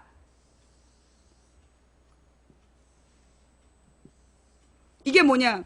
국민 50%가 가진 재산이 전체 재산의 50%를 갖고 있다면 결국 뭐냐? 모든 사람이 똑같이 나눠 가진 거야. 모든 사람이 똑같이 나눠 가졌을 때를 직선으로 치고 그 다음에 실제로 국민들이 갖고 있는 재산의 모양을 그래프로 그린 다음에 요 가운데 면적 있죠. 예. 이 가운데 면적 이걸 계산하는 거야. 그러면 이 삼각형 있잖아. 여기 이 삼각형 분에 여기 이 뭐라 그러나 이 하나의 직선과 곡선으로 만들어진 요 가로면, 가로줄 면이 차지하는 비율을 따지는 게 있어. 이걸 뭐라 그래요? 이걸 뭐라 그래? 이걸 뭐라 그래? 진위계수라 그러죠. 예. 이게 무슨 얘기냐면, 국민의 5%가 국가 재산의 50%를 가지고 있어. 우리나라 같은 상황이죠. 그죠? 그 다음에 나머지 여기가 이제 한 30%라면 28%가 한 어느 정도냐? 20%를 나눠 갖는 거야. 20%를 28%가 나눠 갖고 국민 70%가 나머지 30%를 나눠 먹는다면 국민 70%는 되게 가난한 거야. 그죠? 그리고 5%만 부자인 거야. 그리고 나머지가 중산층인데 중산층이 작다는 거야. 그렇잖아요. 그죠? 근데 이렇게 했을 때 이 삼각형 분의 이 면적이 차지하는 넓이를 쟀을 때 이 넓이가 넓다면 이 나라는 후진국이다. 그런데 빈부격차가 별로 안 나가지고 이런 식으로 그래프가 그려진 나라가 있다면 그 재산의 수준이 이렇게 그려진 거야. 그러면 얘네는 이 로렌츠 곡선이 이런 식으로 그려지고 진위계수가 요만큼밖에 안 돼. 그러면 가로 면적은 굉장히 넓이가 큰 거고 요 세로줄은 작아진 거예요. 그러면 얘는 빈부격차가 큰 나라, 얘는 빈부격차가 작은 나라. 이걸 다른 말로 얘는 후진국형, 얘는 선진국형. 이게 경제학 교과서에서 가르치는 빈부격차의 수준이야. 요거를 진위계수라 그래요. 그러니까 요 삼각형 분의 로렌츠 곡선에 의해서 만들어진 면적의 비율, 요거를 진위계수라고 그러는데 그 진위계수가 진위계수를 가지고 선진국형이냐 후진국형이냐를 따진다고. 왜? 이게 뭐냐? 그러면 선진국형으로 유도해야 된다는 거야.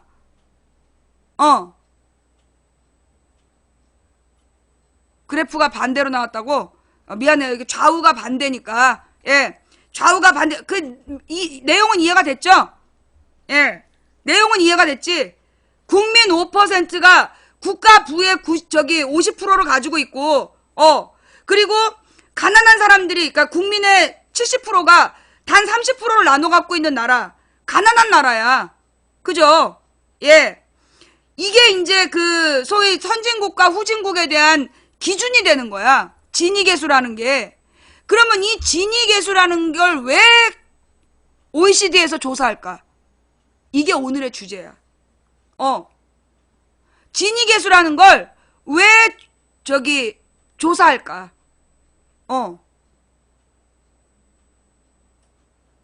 빈부격차가 작은 게 어느 형이다? 예. 빈부격차가 작은 게 선진국형이다. 그러니까 엥겔 지수는 뭐냐면 엥겔 계수라는 건 자기 소득에서 식비가 차지하는 비율이야. 자기가 100만 원 벌어갖고 자기가 하루에 15,000원 식대로 내고 있다. 하루에 15,000원씩을 식대로 내고 있어. 그러면 30일 동안 얼마가 나와? 한 45만 원 나오잖아. 그죠? 그러면 이 사람은 소득이 100만 원인데 45만 원이 식비야. 그러면 이 사람은 45%가 엥겔 계수가 되는 거야. 그러면 이 엥겔 계수라는 건 엥겔 지수? 엥겔 계수예요? 진위계수 엥겔 지수인가? 하여튼 그래서 엥겔 지수라는 건 뭘 얘기하냐면 총소득에서 식대가 차지하는 비율을 얘기해. 그게 뭐냐면 가난할수록 간신히 먹고 산다는 거잖아. 그래서 그 엔겔 계수 맞지? 그 엔겔 계수가 클수록 엔겔 계수가 클수록 가난한 거야. 근데 자기 소득은 많고 식비가 차지하는 비율이 적다는 얘기는 뭐예요? 그만큼 돈을 많이 번다는 얘기잖아. 그래서 그 엔겔하고 지니하고 헷갈리는데, 지니는 뭘 얘기하냐? 국가 전체. 자, 집중하세요. 엔겔의 숫자하고 지니 숫자가 있어요.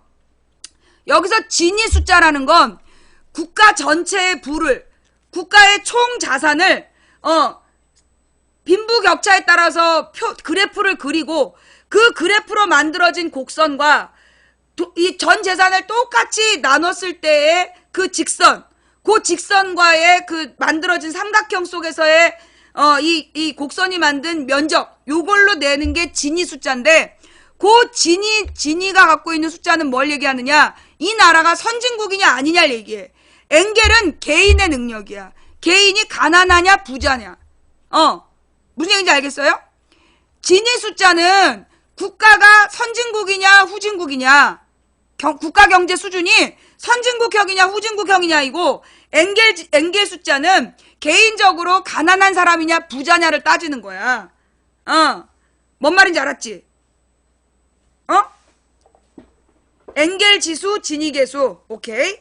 다시. 그래서 지니 계수라는 건 왜 만드느냐 하면 선진국형이 답이다. 즉 빈부격차가 줄어야 된다라는 걸 얘기하는 거예요. 무슨 얘기인지 알겠어? 그 다음에 이 엔겔 지수라는 건 뭘 얘기하느냐? 이 사람의 식비가 전체 소득의 20% 미만이어야 된다. 적게 먹으란 얘기가 아니야. 한마디로 지금 이 나라의 물가가, 그 가족들이 4인 가족이 먹는 비용이 만약에 식비로만 한 50만 원 들어간다. 그러면 적어도 이 집은 월급을 250만 원은 줘야 된다는 얘기야. 그래서 계산하는 게 그 엔겔 지수라는 건 그 임금을 계산할 때 어느 척도가 되는 거예요. 만약에 요즘에 여러분 4인 가족이 그 식비가 어느 정도 들어? 4인 가족의 마트에서 음식물 사가지고 먹는 거 식대가 한 100만 원 든다. 그러면 이 집은 얼마가 월급이 돼야 되는 거야? 500만 원은 돼야 된다는 얘기야. 무슨 얘기인지 알겠어요? 말이 어렵나? 4인 가족이 기본적으로 식비가 100만 원 정도 들어. 지금 물가가. 지금 물가가 한 100만 원 정도는 들어요. 그러면 지금 4인 가족의 그 적어도 최소 월급이 500만 원은 돼야 된다는 거야. 그 엔겔 지수는 20% 이내냐 이후냐가, 그러니까 20%보다 많냐 적냐가 되게 중요한 거예요. 그러니까 여러분이 500만 원이 안 돼, 4인 가족이. 그러면 이건 후진국형 월급인 거야. 예. 후진국형 월급인 거야. 무슨 얘기인지 알겠죠? 요게 지금 오늘 자, 이거 잘 모르겠다는 사람 손 들어봐봐. 지금 망치분이 얘기한 거 뭔 얘기인지 모르겠다. 자, 그러니까 여러분들이 500이 안 된다고 울면 안 되고 500을 주라고 요구해야 되는 거예요. 500을 적어도 4인 가족이 500만 원은 생활비로 받아야 된다. 그러면 연봉으로 따지면 최소 6천은 돼야 된다. 그런데 월급에는 뭐가 필요해? 월급엔 세금이나 이런 것들도 있잖아. 그러니까 적어도 7천은 돼야 나머지 비용을 제하고 6천만 원 정도가 4인 가족이 1년을 사는데 기본 생활비예요. 실제 그래. 적어도 그래. 우리나라 물가가 그 정도야. 그런데 웃기는 건 뭐냐? 사실 지금 연봉이 6천이 돼도요, 4인 가족이 저축은 못해요. 그러면 지금 연봉이 6천이 안 되는 집은 빚이 되는 거야. 나머지를 다 빚으로 메꾸고 있는 거야. 그래서 뭐가 늘어나? 가계부채가 늘어나는 거야. 지금 월급이 500이 안 되는 집은 나머지를 빚으로 사는 거야. 대출 받아갖고 생활비하고 현금 서비스 받아서 살고. 그죠? 그게 뭘 얘기하는 거냐? 그게 이제 지금 그만큼 우리가 평균 소득이 잘못되어 있다는 거야. 지금 우리나라에 물가를 기준으로 하면 엔겔 지수를 기본으로 하면 우리나라의 정확한 최소 연봉이 6천은 돼야 돼. 노동자 그러니까 일반 노동자의 일반 월급 그러니까 고용인의 피고용인의 최소 연봉이 6천만 원은 돼야 된다는 거야. 근데 그렇게 안 되잖아. 그러니까 가계부채가 올라가는 거예요. 야, 돈이 어딨냐? 6천만 원씩 줄 돈이. 지금 재벌들의 창고에 쌓여있는 돈과 해외로 빼돌려진 돈이면 지난 그 돈이 무슨 돈이냐? 그게 다 합쳐서 한 1,800, 1,600조 정도 돼요. 그 재벌들의 창고에 들어있는 돈이 720조.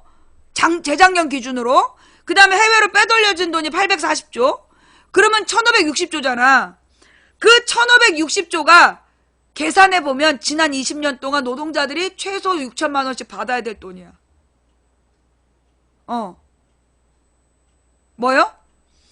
지금 그 1,600조가 지난 20년 동안 피고용인들이 최소 연봉 6천은 받았어야 될 돈이라고.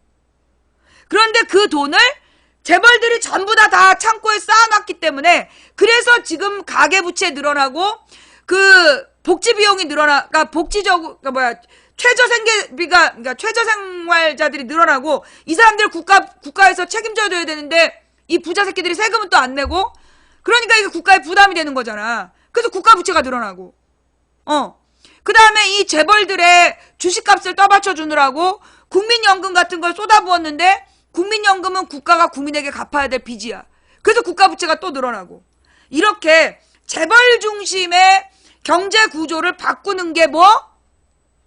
재벌 중심의 경제 구조를 바꾸는 게 5글자로 뭐라고요? 써봐. 재벌들이 다 먹는 구조를 바꿔서 중산층을 늘리는 경제로 가는 걸 뭐라 그래요? 경제민주화. 아유, 신자유주의가 아니고 죽 써서 개준 거야 진짜. 신자유주의는 경제민주화의 반대말이고, 신자유주의는 경제민주화의 반대말이고. 나 진짜.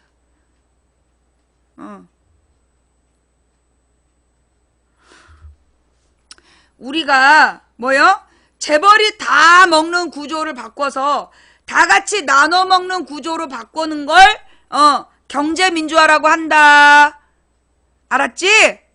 예. 내가 설명을 잘 못해서 그래. 내가 설명을 잘 못해가지고 그래서 여러분들 헷갈린 거야. 그렇게 생각해야지. 안 그러면 얼마나 내가 황당하겠어. 자, 그래서 요 내용을 자, 결국은 이 자유방임주의, 자유방임주의가 신자유주의로 변해가면서 지금의 이 모든 꼴통짓이 벌어진 거다. 그래서 대안은 뭐요? 경제민주화. 응? 뭐요? 그래서 대안은 경제민주화다. 경제민주화라는 게 무슨 뜻이야? 경제민주화란 빈부격차를 줄이고 중산층을 확대시키는 경제정책이라고 보면 되는 거예요. 간단해. 경제민주화가 뭐냐?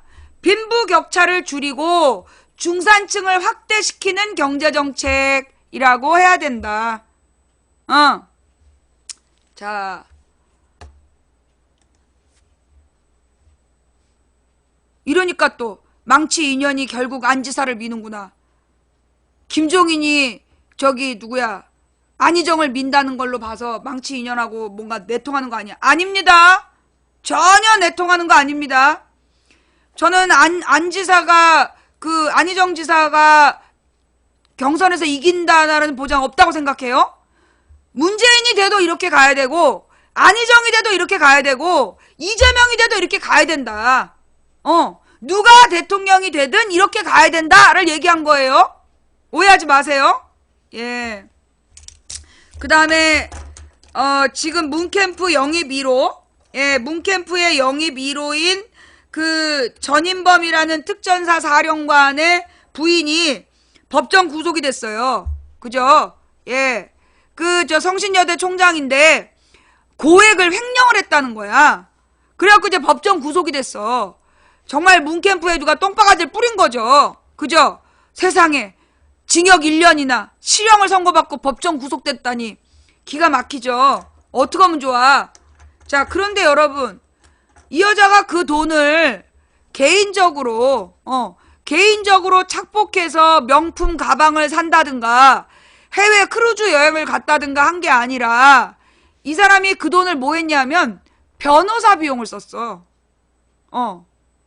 성신여대의 총장으로서 그 고소를 당했어요. 예. 고소를 당하니까 이게 자기가 총장 지위로 고소를 당했기 때문에 그러니까 이제 그 학교 경비로 변호사 비용을 댄 거야. 그게 이제 그 학생들을 부당 징계를 했나 봐. 그러니까 교수하고 학생들을 부당 징계한 것 때문에 고소를 당하니까 그 고소당한 문제에 대해서 자기를 변호하기 위해서 변호사들을 이제 높은 수임료로 선임을 했나 봐요. 그래서 변호사 선임 비용이 억대가 들어갔다는 거야. 왜냐하면 이제 이 상대가 많았던 모양이에요. 그래가지고 이제 결국은 그 문제로 이 여자가 법정 구속이 됐어. 이게 회사에서 그러니까 이 학교 차원에서 인정할 수 없다. 학교 차원에서 그렇게 높은 개인의 변호 비용을 공금으로 쓴 거는 용납할 수 없다. 그래서 횡령이라고 본다. 그런데 이 여자가 총장을 하면서 성신여대가 수준이 되게 많이 올라갔대요. 성신여대에서 이 여자가 총장을 하는 동안에 학교 수준이 많이 올라갔다는 거야. 그래서 그 점을 감안해서 그 총장으로서의 자기 역할을 하려고 하다 보니까 공을 인정하여 법정 징역 1년에 처한다. 이게 이제 판결문이더라고. 맞죠? 예. 네. 그래서 좌우지간이 근데 이제 문제는 뭐냐면 이 전인범이라는 특전사 사령관이 자기 아내가 그렇게 나쁜 짓을 했다면 자기가 총으로 쏴 죽였을 거다라는 얘기를 한 적이 있대. 그 기사로 나왔어요. 뉴스원 기사로 나왔으니까 한번 찾아보세요. 예. 그거 한번 찾아보세요. 이 전인범이라는 특전사 사령관이 자기 아내가 그렇게 나쁜 년이면 나쁜 여자였으면 자기가 총으로 쏴 죽였을 것이다. 그래가지고 자기 아내를 총으로 쏴 죽인다는 무식한 놈이 캠프에 들어왔으니 문재인 캠프에는 쓰레기만 있다! 라고 주장한 거야. 그런데 이 상황은 내가 볼 때 그 남편 입장에서는 그 여자가 이 성신여대의 돈을 뭐 자기 개인이 우유 주사 맞고 공주 주사 맞고 이런 데 쓰고 막 명품 가방을 빼돌리고 그런 게 아니잖아. 그런 게 아니니까 이 사람이 볼 때는 자기 아내가 공정하다고 봤겠지. 응. 그러니까 과장되게 자기 아내가 죄가 없다는 얘기를 하다 보니까 만약에 이 여자가 죄를 지었으면 자기가 쏴 죽였을 것이다 라고 얘기를 했는데 그 표현이 과한 거죠. 이 군대식 발상. 예. 그래서 이 여자 1심이야 지금. 1심에서 법정 구속이 됐는데요. 나는 이거 2심 3심 가면 결과가 달라질 수 있다고 봐. 이번 사건은 내가 볼 때 이거는 2심 3심 가면 결과가 달라질 수 있어. 횡령이라 함은 개인적인 용도로 쓰는 건데 이건 자기가 성신여대 총장으로서 총장 업무상 발생한 소송에 그 소송 비용을 공금을 활용한 거야. 그러면 이거는 나중에 2심 3심 가다 보면 애매해질 수 있는 부분이야. 그런데 지금 이 여자를 법정 구속한 건 내가 볼 땐 다분히 문재인 그 캠프에 압박을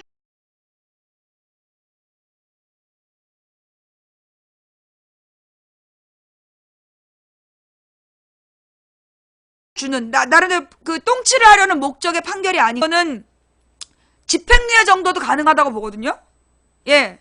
실형 1년에 집행유예 정도도 가능하다고 봐. 일반적인 형량으로 볼 때. 왜냐? 그 새끼 걔 누가 이번에 2년 6개월 받은 애. 친구한테 등쳐먹고 막 그동안에 하여튼 수십억 지랄 했잖아. 양아치 짓을 했던 검사. 걔 옛날에 박희태 사위.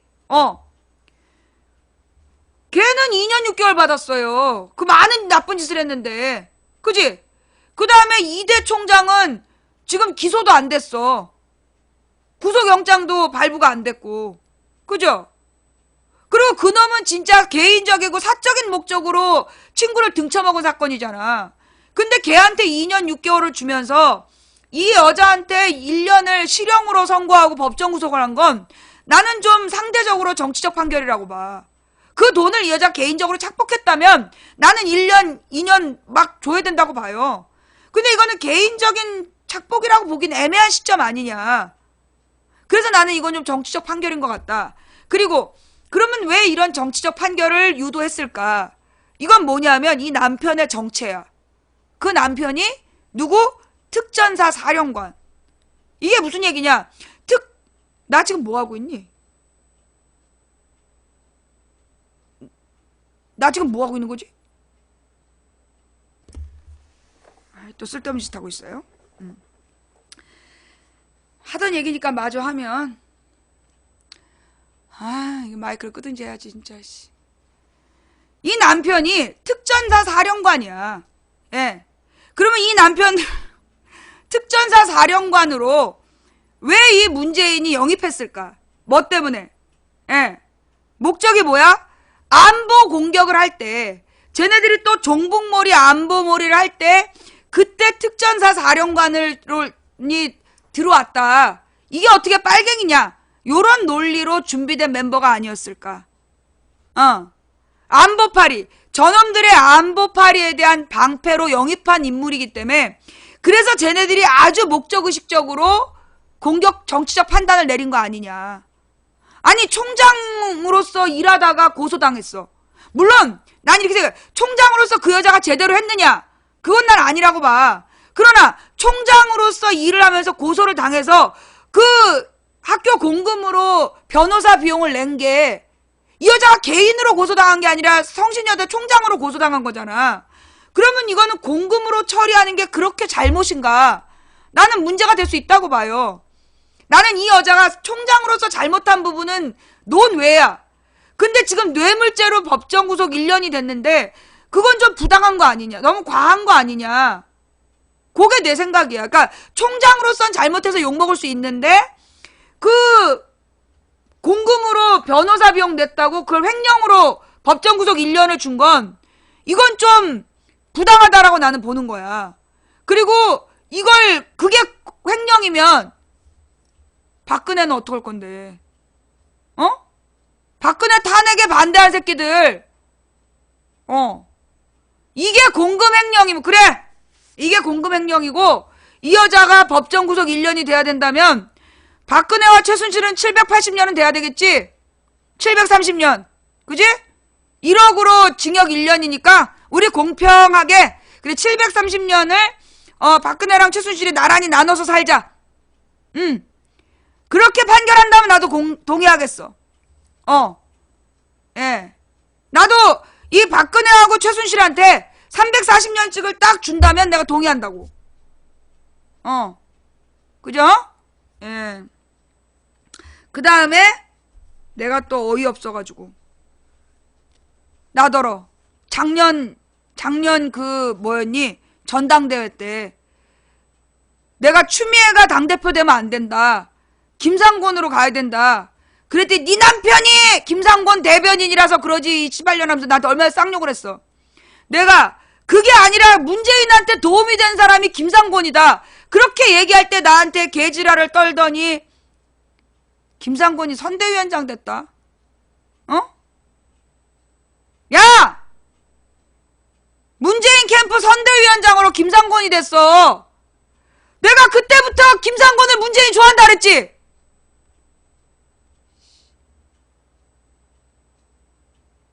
나 진짜 이 시벌놈들 진짜.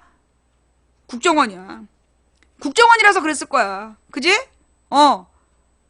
국정원이니까 그렇게 그거 갖고 시비를 걸었겠지. 내가 그때부터 문재인은 김상곤 좋아한다고. 김상곤이 도움된다고 몇 번을 말했어. 네 남편이 대변인이라서 김상곤 지지하는 거지. 내가 김상곤한테 남편을 보낸 사람이야.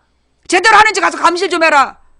근데 갔다 와갖고 영 제대로 못한다. 그래서 내가 얼마나 깠냐? 기억 안 나? 내가 내 남편을 심은 거야. 김상곤 캠프가 제대로 돌아가나 일하나 좀 보고 와라. 제대로 일 안 하던데. 이런 썩을 놈들아, 차라리 출마하지 말았어야지. 아, 새끼들 진짜. 자, 그 다음에 오늘 중요한 얘기. 구제역 이야기. 예, 지금 박근혜 이제 황교안이죠. 황교안 대행이, 황교안 정권이 지금 박근혜 황교안이라고 그래요. 박근혜 황교안 공동 정권에서 뭐라고 얘기하고 있냐면 지금 구제역이 막 심각한데, 이 구제역에 대해서 농민들이 백신을 제대로 안 놨기 때문이다. 지금 이제 이 그 구제역이 발생했어. 근데 이 구제역이 발생한 책임을 농민들이 제대로 백신을 안 놨기 때문이다. 라고 지금 주장하고 있어요. 우리 정부가.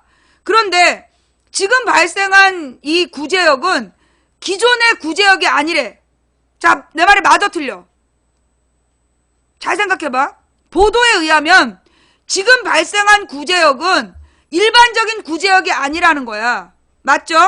그죠? 기사 맞지? 그러면 지금 이 농민들에게 보급된 백신은 어떤 백신이겠어? 일반적 구제역에 대한 백신이겠죠? 그죠? 일반적 구제역에 대한 백신을 나눠줘 놓고 이번에 다른 구제역이 발생했는데 그 책임이 농민들이 백신을 제대로 안 놨기 때문이다. 이러고 지금 또 넘어가는 거야. 농민 탓하는 거야. 그러면 이게 뭐냐? 그럼 농민들이 제대로 백신을 다 놨다는 거야. 그러면 농민들이 만약에 백신을 제대로 못 놨을 것 같으면 정부에서 이게 구제역을 발생한 그 농민만의 탓이 아니잖아. 그 인근의 축산농가가 다 피해를 보는 거고, 무엇보다 국가의 축산물 물가가 올라가는 거야. 그럼 국가 전체의 문제야. 이걸 농민에게만 백신을 맡겨놓으면 된다, 안 된다? 안 된다. 따라서 지금 구제역 발생의 문제는 누구 책임이야? 정부 책임이야. 그런데 이걸 농민의 책임으로 몰아가고 있어. 그죠? 그 다음에 누가 그러더라고. 이게 지금 이 AI가 해마다 발생하는데 이게 전부 다 저기 북쪽 지방에서 감기 걸린 철새들이 감기를 갖고 와서 이게 새들 독감이야. 그러면 이 새들 독감인데 이 조류 독감이 도는 거 항상 돈다는 거야. 왜냐하면 우리나라 서해안의 갯벌이고 서해안 갯벌에 이 겨울 철새들이 와서 먹을 무슨 뭐 개라든가 뭐 이런 미생물들이라든가 미생물이라기보다 바다 생물들이 많은 거야. 그래서 철새들이 해마다 온다는 거야. 그러니까 AI는 항상 온다는 거야. 그러면 어떻게 해야 되냐? 그 철새들이 날아오는 시기에는 산란 닭을 키우지 못하게 한다든가, 닭을 키우지 못하게 한다든가, 그리고 대신에 지원금을 준다든가. 그러면 이번에 미국산 달걀 사온 돈으로 충분히 지원금을 주고도 남는다는 거야. 근데 그런 노력을 안 했다는 거야. 거기까지 머리 안 쓰는 거죠. 어떻게 하면 미국에다가 잘 보일까? 어떻게 하면 미국에서 뭐 좀 더 사올까? 그 생각만 하고 앉아가지고 근본적인 대책을 안 세우고 있다는 거야. AI에 대한 예방 대책이 전혀 없대요. 그 다음에 지금 그 지역의 농민들 말은 이번에 고양이 사체에서 AI가 발견된 거야. 고양이 사체. 그게 무슨 얘기냐면 지금 전국적으로 들고양이들이 많잖아요. 근데 이 들고양이들이 먹을 게 없으니까 새를 잡아먹는 거야. 근데 이 들고양이들이 새를 잡아먹을 때 날아다니는 새는 못 잡으니까 쓰러진 새를 먹고 이 새들이 주변으로 돌아다니면서 구제역으로, 그러니까 AI를 확산시키는 것 같다. 그게 농민의 추측이야. 그 지역 농민이 제보하면서 그런 것 같다. 무엇보다 지금 고양이 사체에서 AI가 발견됐다는 얘기는 이게 새만 쫓는다고 될 문제가 아니라 들짐승이 옮긴다라는 것을 알고 방제를 세워야 되는 거 아니냐. 그런 의견이 있더라고. 그런데 이런 의견을 낼 곳도 없다. 예. 한마디로 우리나라는 이런 해마다 반복되는, 뭐 세월호는 어쩌다 한번 일어난 일이라고 쳐. 해마다 반복되는 구제역이나 AI에 대해서도 대책이 없어. 예방 대책이라는 게 없어. 불이 나서 사람이 4명이 죽었는데 작년 재작년 또 죽었어. 그때 무슨 저기 터미널에서도 죽었잖아.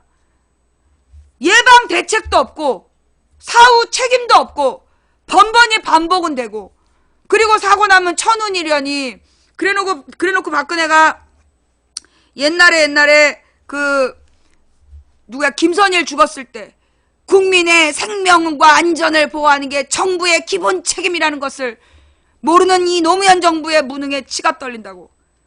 야! 자, 다음. 이렇게 슬픈 소식들 사이에 기쁜 소식이 하나 들어왔어요. 뭘까요? 예. 교육부에서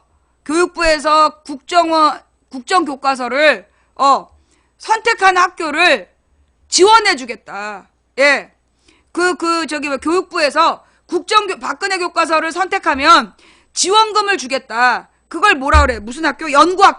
연구학교로 지정을 해갖고 지원금을 빵빵하게 밀어주겠다라고 막 썰을 풀었어.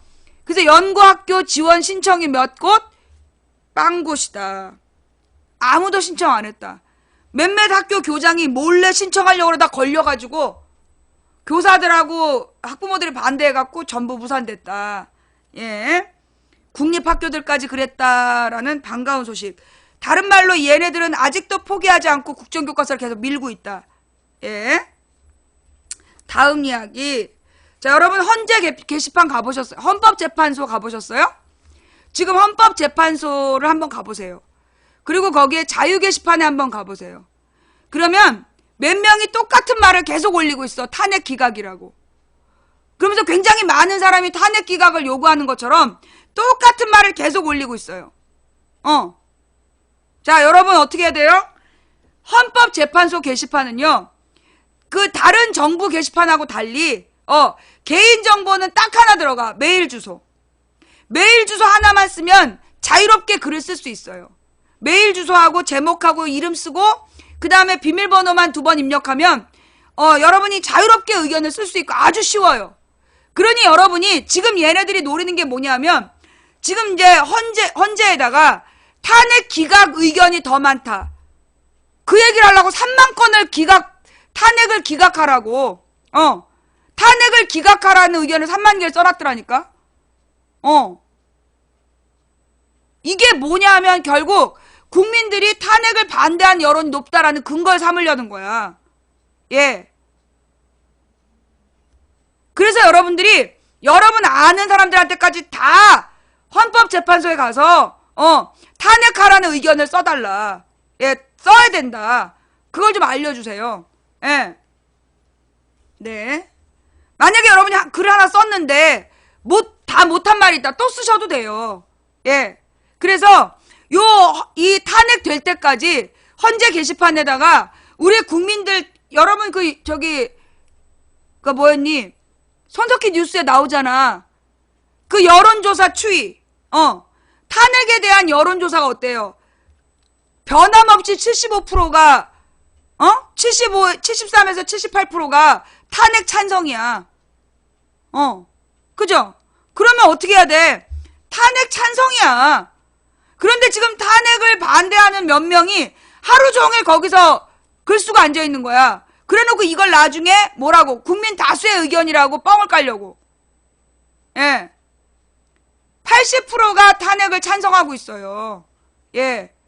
국민 80%가 탄핵을 찬성해. 국민 10명 중에 8명이 탄핵 찬성이야. 지금 안 들어가지는 건 갑자기 동시에 들어가서 그래요.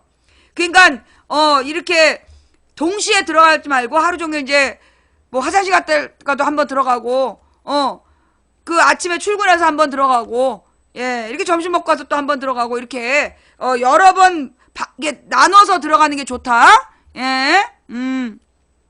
자, 그 다음 핵심이야. 오늘의 핵심 문제. 내일이 원래 박근혜가 특검에 조사를 받기로 한 날이었대. 이 정확한 건 아니고 그 특검하고, 그러니까 윤석열이 특검인데 박근혜를 대면 조사를 하기로 9일날로 얘기가 오갔다는 거야. 그런데 특검은 어떤 언론에다가도 그 얘기를 안 했대. 그런데 어저께 SBS에서 보도가 나온 거야. 9일날 대면 조사할 것 같다. 근데 갑자기 청와대에서 누가 9일이라고 얘기했냐. 이러면서 이게 일정이 공개됐기 때문에 대면 조사 못 받겠다. 이런 개소리를 하고 있는 거야. 그런데 자, 헌재는 윤석열을 아무한테도 얘기 안 했어. 아니 특검은. 그런데 지금 청와대 SBS 출신들이 우글우글 들어가 있다네? 아니, 지금 이제 SBS에서 청와대로 들어간 애들이 여러 명이래. 청와대 홍보팀으로 SBS 출신들이 많이 들어갔다는 거야. 그러면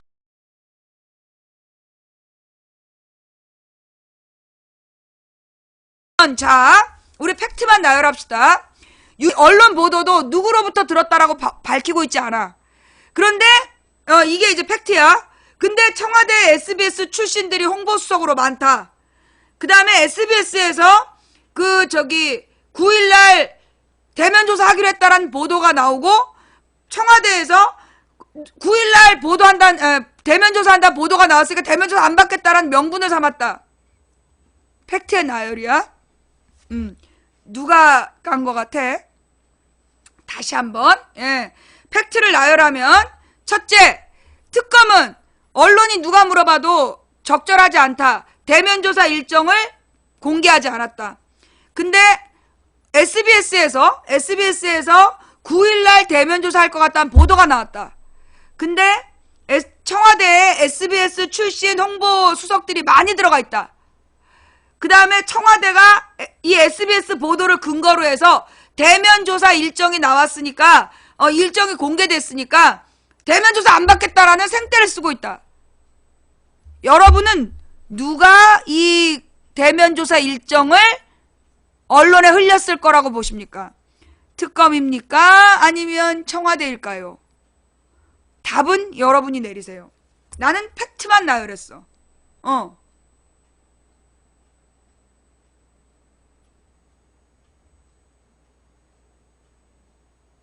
쟤는 또 뭐야? 의첸 스폰이 뭐야? 뭔 소리야? 예. 나는 누구라고 얘기를 딱 집어서 얘기한 적 없어. 그냥 이렇게 4가지 팩트를 나열한 거야. 특검은 일정을 공개하지 않았다. 그 다음에 윤석열이 일정 공개가 부적절하다 하면서 말 안 했어. 근데 SBS에서 보도가 나왔어. 9일날 대면 조사할 것 같다고. 근데 이 청와대에는 SBS 출신들이 우글우글하다. 그 다음에 청와대에서 SBS 보도를 핑계로 대면 조사 안 받겠다고 깽판을 부리고 있다. 누가 SBS에다가 뿌렸을까? 자, 지금 여러분, 어저께 뉴스를 다 보셔서 아시겠지만, 2월 22일까지 김기춘, 최순실 증인신문을 받기로 하면서 변론 기일을 늦췄어요. 그래서 2월 안에 탄핵은 물 건너 갔다라고 다 받아들이고 있어요. 그러면서 조기 대선 일정을 언급하면서 3월 둘째 주까지 미룰 수 있다는 식으로 언론에서 주장하고 있어요. 여러분, 안 됩니다.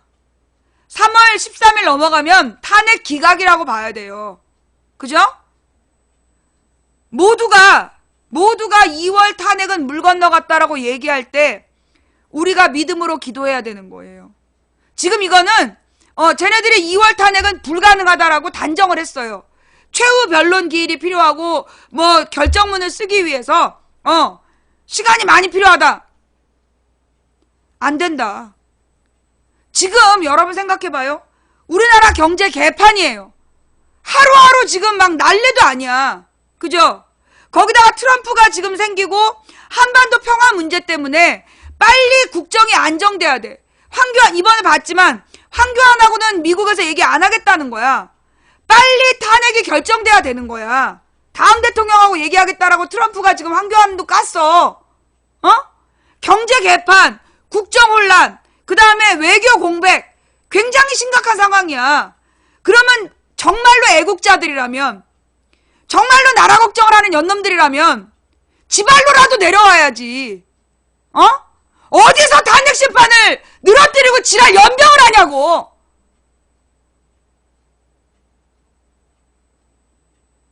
여러분, 이거는요, 우리가 2월 28일까지는 헌재를 욕하지 말고 박근혜 대리인단을 욕해야 돼. 박근혜 대리인단은 지금 박근혜라는 미친 여자의 개인적 사리사욕을 위해서 지금 대한민국 전체를 공황 상태로 만들어 놓고 있다. 공백 상태로 만들고 있다. 저것들이 대한민국의 국민이 아니다. 그래서 박근혜 대리인단, 저것들이 나쁜 놈들이다. 아니, 그 대리인단에게 요구하고 있는 박근혜가 나쁜 여자다. 그걸 분명히 얘기해야 돼요. 2월 28일까지. 그래서 우리가 2월 28일까지 탄핵 인용을 하도록, 탄핵 찬성 인용을 하도록 계속 강요해야 돼. 그런데 만약에 헌재가 2월 28일까지 탄핵을 안 한다. 그러면 우리의 길은 하나야. 뭐? 헌재 해산. 헌재가 있을 필요가 없다. 국민이 뽑은 정당도 못 지키고 근거도 없이 정당을 해산한 헌재가 증거가 쌓인 박근혜 탄핵은 계속 끌려다니면서 이건 범죄자가 재판정을 갖고 노는 거야. 어? 말이 되냐고. 2월 28일까지 탄핵 인용 안 하면 헌재를 해산해야 된다. 그리고 대안은 특검이다. 지금 박주민이 특검법을 얘기를 하는데 박주민의 문제가 보니까 국회의원들 설득을 못해. 지금 박주민이 여기저기 또 돌아다니면서 어렵다 얘기하고 있는데 박주민 수법이 그래. 매번 모든 문제는 자기가 하겠다고 해놓고 난 얘 진짜 수상하다니까. 매번 중요한 문제 자기가 하겠다라고 깃발 들어. 끝을 못 봐. 이 방송 저 방송 나가가지고 상황이 어렵다라고 핑계만 대고 있어. 박주민한테 맡기고 이거를 특검을 연장하는 문제를 가만히 둔다면 이거는 잘못이야. 난 이거 우상호가 책임져야 된다고 봐. 특검법 연장은 우상호가 책임져야 돼. 박주민한테 맡기면 안 돼. 박주민 또 어리버리해갖고 또 딴짓한다고. 내 말이 맞아 틀려? 이거는 원내대표 우상호하고 추미애, 더민주에서 이거 특검법 연장 못 시키면 추미애를 때려야 돼. 왜? 추미애랑 박지원이 또 통하는 게 있기 때문에 추미애가 이 특검법 연장 못하면 당대표 물러나라. 그거 요구해야 돼. 추미애를 쳐야 돼 이건. 그래야 추미애가 박지원을 붙들고 도와달라고 그러고 추미애 우상호 둘 다 끝날 줄 알아라. 이거 추미애랑 우상호한테 압박을 넣어야 돼요. 추미애 너 이번에 특검법 연장 못 시키면 당대표 내놔라. 더민주 당대표를 걸고 이거 해라. 우상호도 마찬가지야. 이번에 이거 특검법 연장 못 시키면 박주민한테 맡겨놓을 문제가 아니라니까. 초선 의원 걔가 뭘 알아. 여러 의원들을 설득하고 정치적으로 새몰이를 하려면 이건 추미애 우상호가 책임져야 돼. 추미애 우상호가 책임지고 특검 연장하라. 법안은 박주민이 만들어도 정치적으로 설득하는 건 추미애 우상호 책임이야. 내 말이 맞아 틀려? 대통령 선거는 캠프별로 알아서 하라고 그래. 지금 추미애 우상호가 해야 될 일은 특검법 연장이야. 그거 못하면 추미애도 우상호도 앞으로 다시는 어디에 출마할 생각하지 마. 국회의원도 못하게 할 거야. 내가 감옥을 다시 가더라도 두 사람 낙선운동 할 거니까 이번에 두 사람이서 책임지고 특검법 연장해. 목표는 분명해. 국회에서 할 일은 그 국민의당과 더민주가 마찬가지로 호남 분들이 박지원을 협박해 주세요. 호남 시청자 여러분들이 박지원하고 국민의당 의원들을 압박을 해서 이번에 특검법 연장 못 받아내면 니들 다음에 국물도 없다. 예. 묻어버린다라고 얘기를 해가지고 호남이 박지원과 국민의당을 맡아주시고 나머지 지역에서 여러분이 추미애하고 우상호를 쳐가지고 특검법 연장을 받아내야 돼. 예. 그 다음에 바른당을, 이게 지금 바른당이 애매한 애들이잖아. 걔네들 협조를 받아내는 거, 바른당 너희들이 박근혜랑 무관하다고 나왔지만 이번에 특검법 연장에 방해가 되면 니들은 박근혜 빠돌이들이다. 박근혜 쫄병이다. 너희 국물도 없다. 그래서 여러분들이 바른당으로 나온 애들, 그 다음에 더민주의 추미애하고 우상호, 그리고 이 국민의당의 박지원을 쳐가지고 특검법 연장을 해낼 수 있도록 여러분들이 해내야 돼요. 뭔 말인지 알았지? 뭔 말인지 알았지?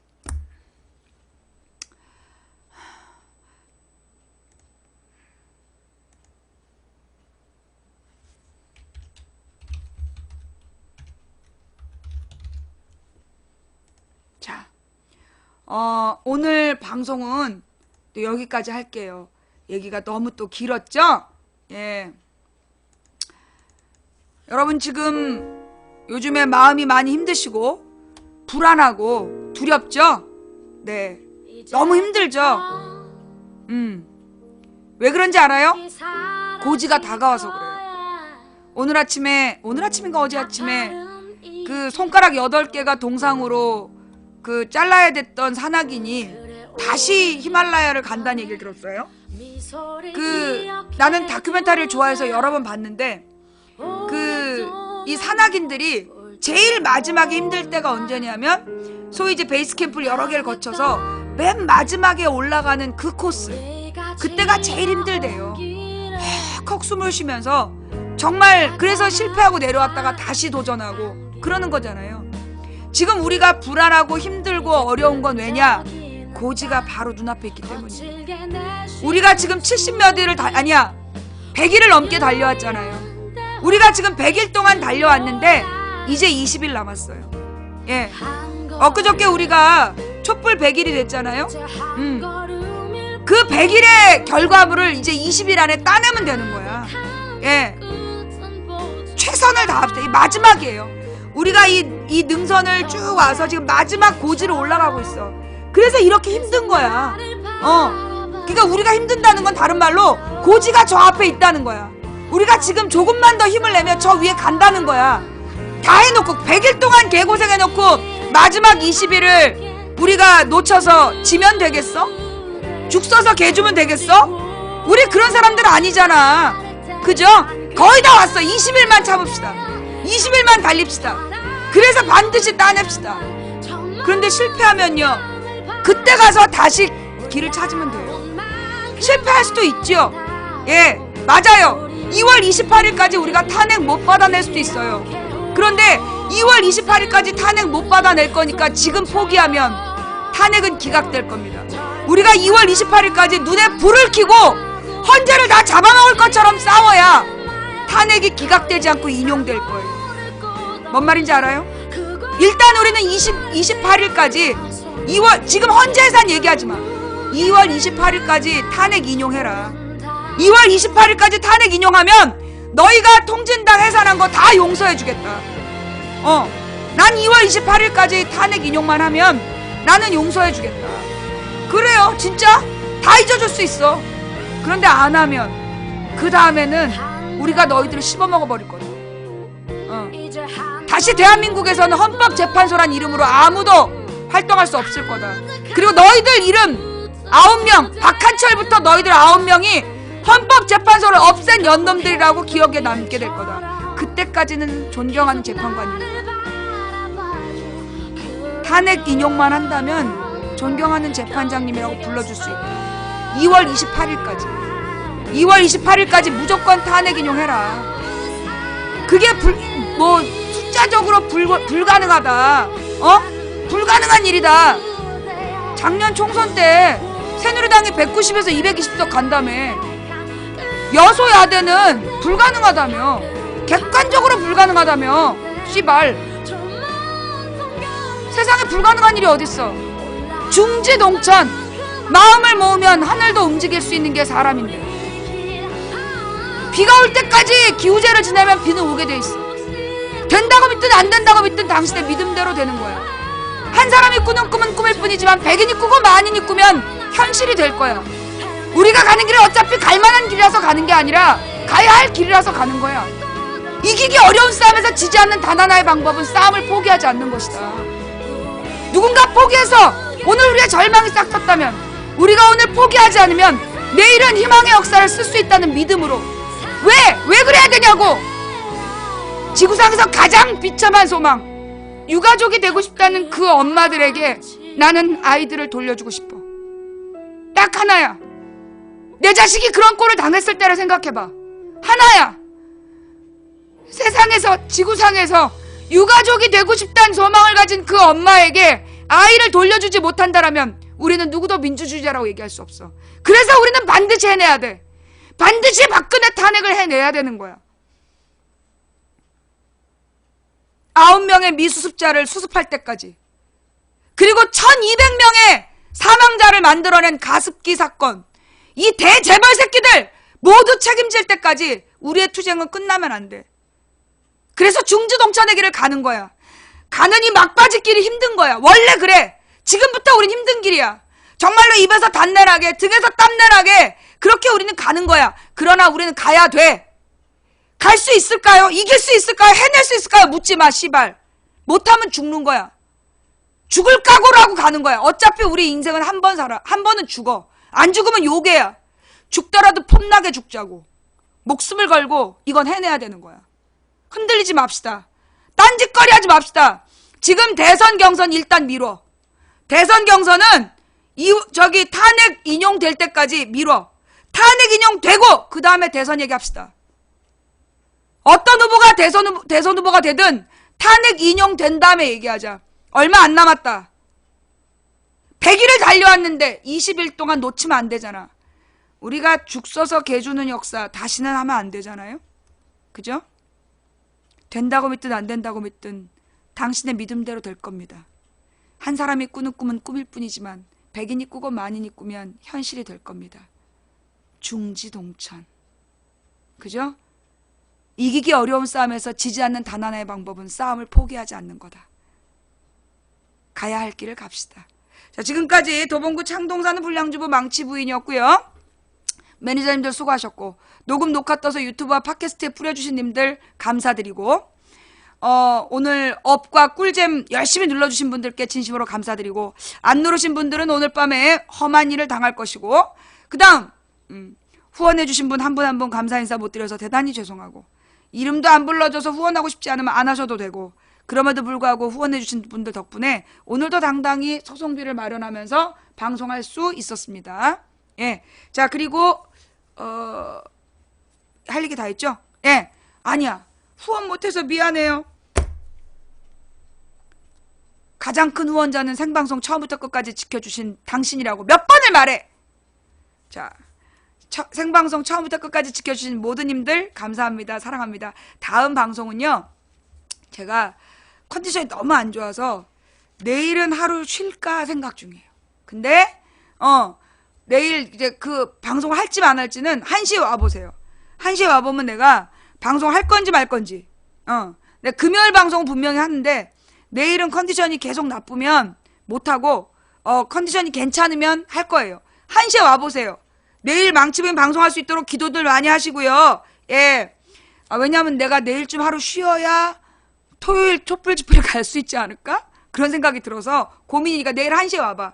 그럼 내가 그 제목으로 오늘 2시에 방송 할지 안 할지 적어 놓을 테니까 내일 2시에 예, 와서 보시고요.